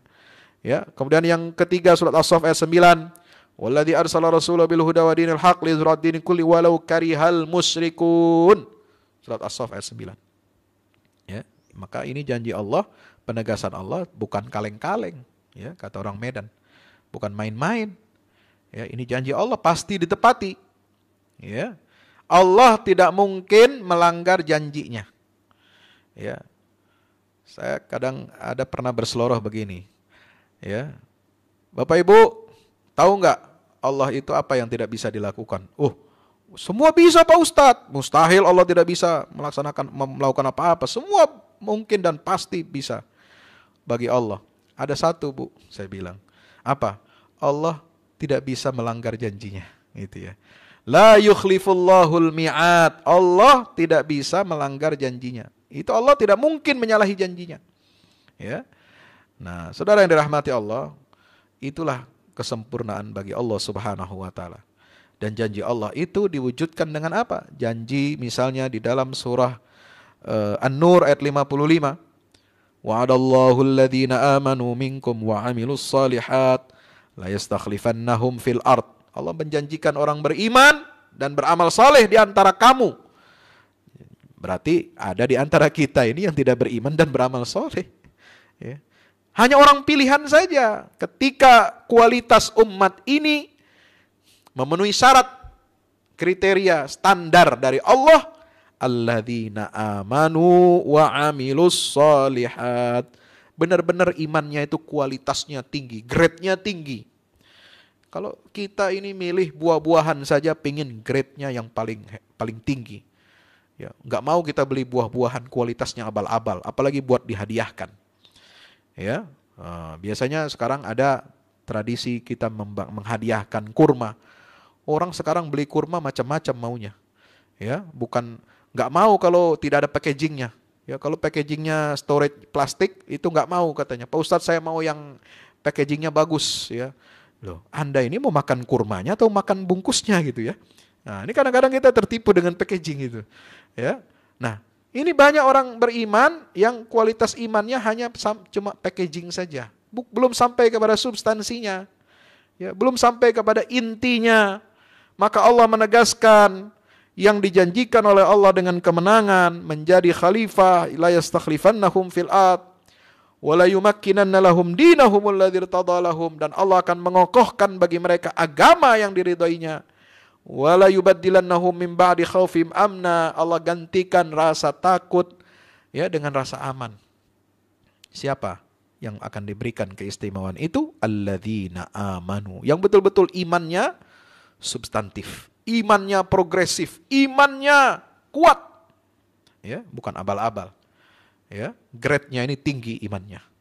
Ya, kita aja pengen beli emas, nggak mau emas yang abal-abal. Ya, bukan emas Jawa, emas abal-abal, bukan apa? Ingin emasnya itu emas yang betul-betul grade-nya paling tinggi. Ya, 24 karat, 99,9%. Nah, kira-kira begitu, ya. Iman juga begitu, jangan kita pilih iman yang abal-abal. Kita harus meningkatkan kualitas grade keimanan kita, ya, menjadi grade yang paling baik sesuai dengan kemampuan kita. Ya, usaha kita, ikhtiar kita. Amilus shalihat, beramal soleh. Nah, kalau iman ini sudah oke, amal solehnya bagus, semua secara kolektif umat Islam, maka bisa mendapatkan janji Allah Subhanahu wa taala itu. Nah, perkara yang gaib akan terjadi di akhir zaman, itu pasti terjadi. Ya, sekarang banyak ilmu tentang akhir zaman. Wah, ceramah Ustadz Fulan tentang akhir zaman. Isinya banyak juga hadis palsu, hadis dhaif. Ya, saya buat video tentang masalah ini, menceritakan ini dentuman apa. Kemarin ada katanya suara besar malam hari. Iya, saya dengar juga memang dari kamar saya itu. Tapi ini dikaitkan dengan fenomena akhir zaman. Nanti dulu. Ya. Katanya mau menjelang kiamat ini dikaitkan dengan turunnya Raja Salman. Apa hubungannya Raja Salman dengan hari kiamat? Memang dia siapa? Ya. Apa hubungannya? Katanya itu berdasarkan ada hadis dhaif palsu lagi kata para ulama. Yang mengatakan ini Ramadan kita hari pertama hari Jumat. Nanti pertengahan Ramadan tanggal 15 itu juga hari Jumat. Nah, malam 15-nya itu akan terdengar suara guntur yang hebat. Yang akan membangunkan orang tidur. Dan lain sebagainya membuat terkejut. Maka di situ kalian harus hati-hati katanya. Besok paginya kamu jangan sholat subuh keluar. Cukup di rumah. Kunci pintumu, kunci telingamu dan lain sebagainya. Karena di situ akan keluar fitnah. Hadisnya palsu, saudara. Ya, ini jangan main-main kalau bicara perkara yang gaib, akhir zaman, nggak bisa kita pakai yang dhaif, yang palsu. Harus Al-Quran atau penjelasan terhadap Al-Quran dari sunnah Nabi yang sahih. Ya. Perkara ciri-ciri akhir zaman, itu hadis sahih, menjelaskan sudah jelas, ada dikumpulkan oleh para ulama, ahli hadis. Di antaranya, yang paling menonjol adalah ketika harta kekayaan umat Islam ini melimpah. Artinya apa? Umat Islam sudah diberi kemenangan oleh Allah sehingga mewarisi perbendaharaan dunia ini. Lah sekarang umat Islam masih miskin, bos. Ya, banyak yang minta-minta sedekah Ramadan, terinjak-injak, antri sembako. Ini mau akhir zaman? Belum. Ya, nanti kalau sudah umat Islam semuanya kaya raya dan tidak ada yang mau menerima zakat. Nah itu, subhanallah. Ketika nanti populasi dunia ini dipenuhi lebih banyak oleh perempuan 50 kali daripada laki-laki, lebih banyak. Itu belum terjadi sekarang. Kalau ada broadcast yang mengatakan sekarang jumlah wanita 4 kali dari laki-laki, maka itu bapak-bapak suruh poligami. Enggak betul. Lihat statistik dunia sekarang ini, Pak. Ya, bapak-bapak jangan senang dulu. Katanya jumlah perempuan sudah banyak 4 kali lebih dari laki-laki. Ini dari mana statistiknya, bos? Ya. Itu akhir zaman nanti, ya. Kemudian yang ciri paling menonjol apa? Itu berasal dari sahih semua. Di akhir zaman nanti apa? Ketika kaum muslimin akan memerangi Yahudi dan mereka tidak berdaya, mereka ngumpet sampai bersembunyi di belakang pohon, bebatuan, dan batu pohon itu semua berbicara kepada muslim, wahai muslim, ini di belakang saya ada Yahudi ngumpet bersembunyi, bunuhlah dia. Apa sudah terjadi seperti ini? Belum. Ya, umat Islamnya masih centang perenang, belum bersatu, belum mendapatkan pertolongan Allah Subhanahu wa taala. Yahudi belum kita perangi lagi. Ya ada yang memerangi tapi belum maksimal, hasilnya belum seperti yang disampaikan di dalam hadis-hadis sahih.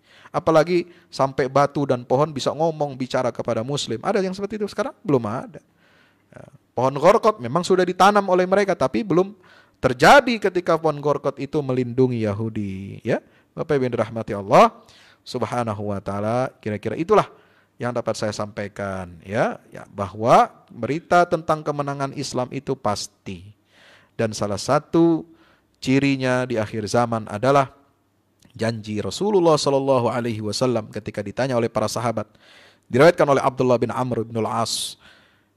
Ya Rasulullah, ayyul madinataini tuftahu awwalan?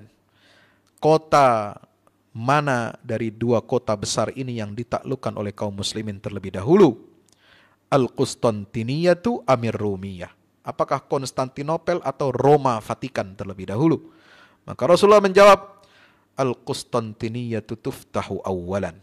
Kota yang ditaklukkan oleh kaum muslimin lebih awal adalah Madinatu Hirakla, kota yang dikuasai atau dipimpin oleh Kaisar Heraklius. Kaisar Heraklius siapa? Kaisar Romawi Timur yang hidup sezaman dengan Rasulullah sallallahu alaihi wasallam, yang beliau kirimkan surat, mendakwahi kaisar ini, itu Kaisar Romawi Timur, yaitu Bizantium, yang sekarang dengan izin Allah Subhanahu wa taala sejak ratusan tahun yang lalu, tahun 1453 sudah masuk ke dalam pelukan Islam yang menjadi kota Istanbul yang sekarang menjadi wilayah bagian Turki. Alhamdulillah. Nah itu sudah tanda. Dan di akhir zaman nanti akan terjadi, yaitu Roma Vatikan akan ditaklukkan oleh kaum muslimin. Bagaimana caranya? Wallahu a'lam bishawab. Yang penting bagi kita adalah mengamalkan, bekerja, beribadah kepada Allah dengan sebaik-baiknya. Beribadah kepada Allah nggak harus nunggu datang kabar tentang hari kiamat, bos. Ya, nggak harus menunggu berita tentang kajian akhir zaman. Ibadah saja Anda, nggak perlu nunggu kiamat berapa tahun lagi. Nggak perlu. Ya, wa'bud rabbaka hatta yatiyakal yakin. Sembahlah Tuhanmu sampai betul-betul maut menjemput kamu. Ya, perkara nanti akhir zaman, ya kita baca dalam hadis-hadis sahih. Bagaimana Dajjal, fitnahnya, bagaimana ini. Kalau nanti dialami oleh kita, anak cucu kita, kita sudah siap. Itu saja yang penting. Jangan kita terhipnotis dengan hal-hal informasi yang belum jelas keberadaannya, belum jelas validitasnya. Wallahu a'lam bishawab. Masya Allah, cukup jelas. Lagi-lagi untuk menguatkan keinginan kita, silakan gali lagi Quran. Mungkin sekarang sudah gampang mencarinya, tinggal ketik kemenangan, indeksnya langsung muncul seperti itu. Baik, ke pertanyaan selanjutnya. Penanya ketiga, Ibu Dia Fatwa. Assalamualaikum warahmatullahi wabarakatuh. Waalaikumsalam. Semoga Ustadz Fahmi dan tim Al-Irsyad selalu dalam keberkahan Allah. Amin ya Allah. Izin bertanya tentang metode tadabbur ini. Bagaimana cara kami sebagai orang awam dalam mentadabburi dan mengambil inspirasi, motivasi dari Al-Quran dengan tidak melewati batas? Jazakumullah khairan katsira. Wa iyyakum. Amin ya rabbal alamin. Terima kasih Bu Dia. Dari mana? Jakarta? Dari daerah mana? Tidak disebutkan. Baik, dari Ibu Dia dari bumi Allah. Ya, pokoknya semua ini bumi Allah. Begini, tadabbur itu metode yang baik untuk dilakukan oleh kita, ya. Dan tadabbur ini adalah hasil daripada penafsiran, tafsir. Jadi tadabbur tidak berdiri sendiri. Tadabbur itu adalah hasil interaksi dari tafsir, dari pemahaman yang mendalam. Contoh tadabbur yang dilakukan oleh Rasulullah langsung. Rasulullah sholat malam, ya, bangun malam itu beliau kebiasaannya bangun malam untuk sholat itu keluar rumah melihat langit, melihat alam semesta, langit, bintang, bulan, ya, mentafakuri, merenungkan ciptaan-ciptaan Allah Subhanahu wa taala. Maka turun ayat tadi, alladzina yadhkurunallaha qiyaman wa qu'udan wa 'ala junubihim inna fi khalqis samawati wal ardi. Itu pertama 190 191. Itu cara kita tadabbur yang paling gampang, Bu. Ya, tadabbur yang amali, yang praktis. Ya, Ibu bangun malam, sholat malam, tengok dulu ke langit, perhatikan bintang indahnya, bulan, ya, luar biasa, memberikan nikmat kepada kita. Kemudian kita renungi itu, kita sholat. Disitulah alladzina yadhkurunallaha qiyaman wa qu'udan wa 'ala junubihim. Tadabbur praktis yang kedua misalnya ketika kita melewati ayat-ayat tentang siksa neraka, azab, baik itu neraka maupun azab yang menimpa kaum-kaum yang durhaka, kaum-kaum Nabi terdahulu, atau yang menimpa Abu Jahal, Abu Lahab. Nah, misalnya lewat, Ibu baca surat Tabbat yada abi lahabi wa tabb, ma aghna anhu maluhu wa ma kasab, sayasla naran dhata lahab, wa imra'atuhu hammalatal hatab, fi jidha hablum mim masad. Nah, Ibu membayangkan di situ betapa buruknya nasib Abu Lahab, ya, dan istrinya. Coba bayangkan, ini contoh suami istri yang kafirnya ini kafir akut. Ya, kafirnya ini udah kuadrat. Disebutkan dalam Al-Quran, Tabbat yada abi lahabin wa tab. Celakalah kedua tangan Abu Lahab. Istrinya hammalatal hatab, ya, pembawa kayu bakar neraka. Oh, nauzubillah min zalik. Coba bayangkan itu. Maka ketika kita baca surat ini, ya, Ibu merasakan jangan sampai suami saya ini jadi orang kafir. Begitu tercela di hadapan Allah Subhanahu wa taala dengan berbagai sifat-sifatnya. Itu yang harus kita hindari. Nah, itu cara seperti itu yang mudah.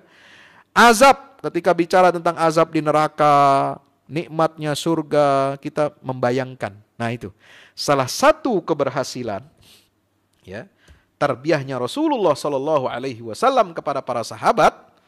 Ya, bagaimana cara Nabi Shallallahu Alaihi Wasallam mentarbiyah para sahabat, membuat mereka itu dapat membayangkan nikmat surga dan susahnya neraka. Ya, ada sahabat yang bernama siapa itu? Allahumma shalli ala Muhammad.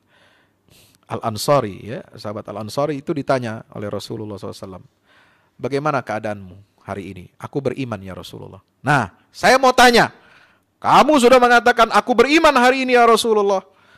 Sekarang apa ciri-ciri indikator keimananmu? Ya, apa gejalanya?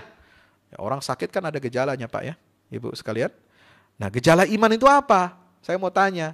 Ini Rasulullah ini seperti dokter ini, mendiagnosa ya penyakit. Kalau ini bukan penyakit namanya, tentang keimanan, mendiagnosa keimanan yang benar itu seperti apa? Maka dijawab oleh sahabat ini, ya, di sini saya coba, saya sudah tulis ini. Nah, kepada Al-Harith bin Malik Al-Ansari, ketika ditanya, ya Rasulullah, wahai Haris bin Malik, apa indikator imanmu itu? Kamu sudah ngomong itu, apa tandanya?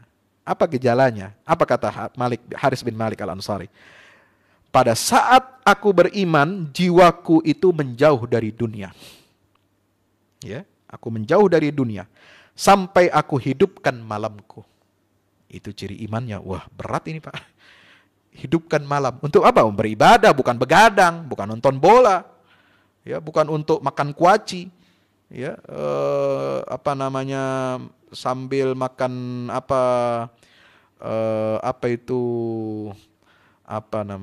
ya biasa dimakan di bioskop itu ya. Subhanallah. Itu menghidupkan malamnya dengan ibadah. Aku dahagakan siangku.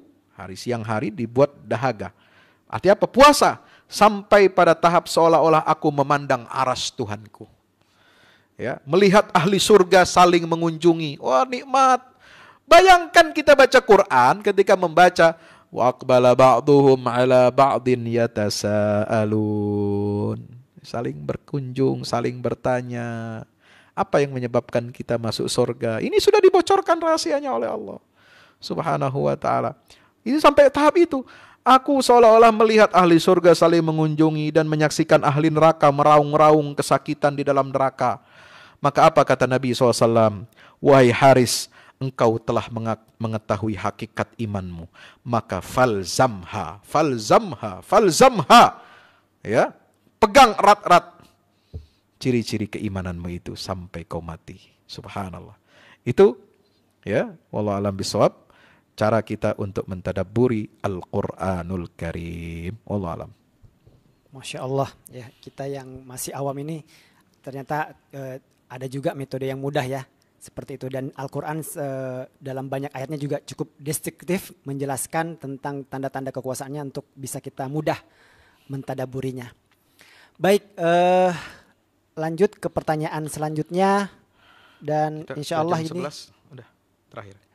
Sudah ya, jam 11 ya. Ya, satu pertanyaan terakhir, Ustaz. Baik. Insya Allah dari Rizaldi Sanjaya, Rizal Bandung. Baik. Assalamualaikum Ustaz. Waalaikumsalam warahmatullahi. Salah satu ciri orang yang beriman yaitu yakin kepada Allah, tidak ragu serta hatinya bersih dan dijauhkan dari berbagai penyakit hati. Nah. Akan tetapi seperti yang kita tahu bahwa hati itu hanya Allah yang maha membolak-balikkan. Bagaimana caranya untuk membersihkan hati dari berbagai penyakit hati, Ustaz?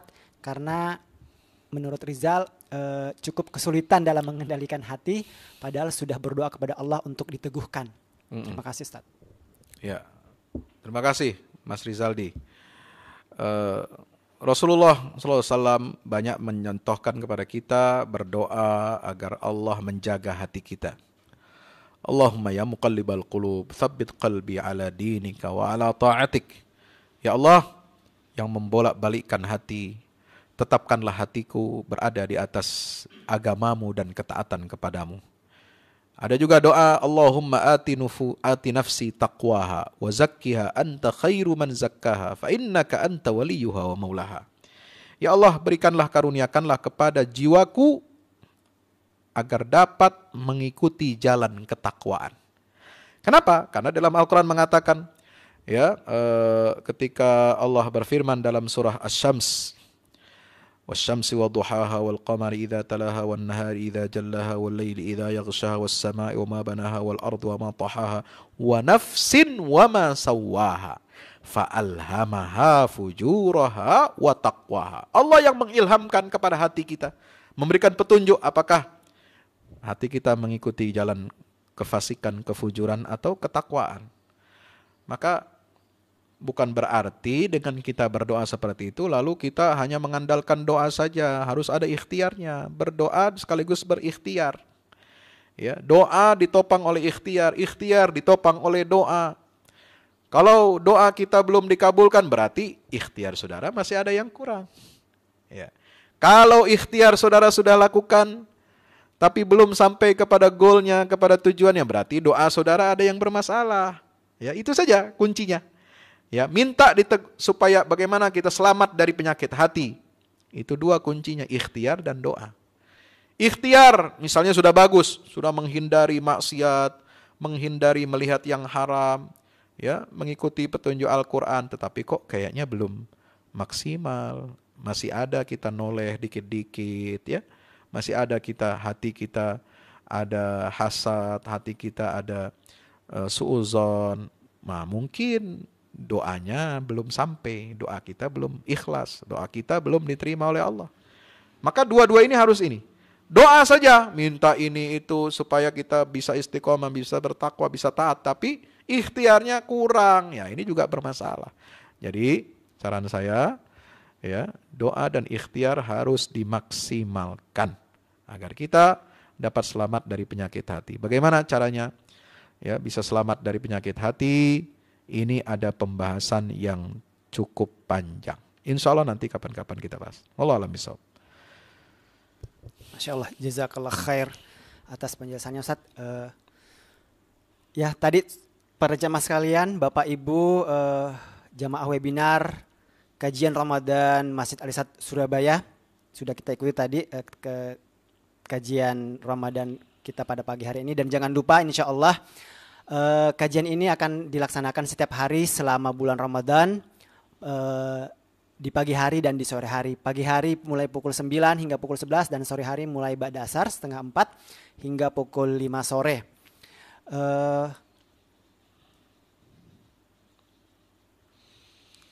Adapun jadwal-jadwal dan materi-materi yang akan disampaikan pada kajian-kajian berikutnya bisa disimak di grup, juga di media sosial Masjid Al-Irsyad Surabaya yang sudah di-share di berbagai media sosialnya. Baik, itu saja. Jazakallah khairan atas partisipasinya Bapak Ibu jamaah sekalian. Mohon maaf atas segala kekurangan. Sedikit dari saya. Oh ya, Tafadhol Ustaz, silakan. Kalau ingin menyimak kajian-kajian saya Tadabbur dan Asmaul Husna bisa dilihat, bisa di-subscribe Ustadz Fahmi Salim Official Channel. Ya, ini kita punya banyak waktu untuk berinteraksi. Barangkali dalam penjelasan saya ini kan cuma sepekan sekali. Ya, bersama Masjid Al-Irsyad, subhanallah, ini juga udah luar biasa. Diberi kesempatan saya.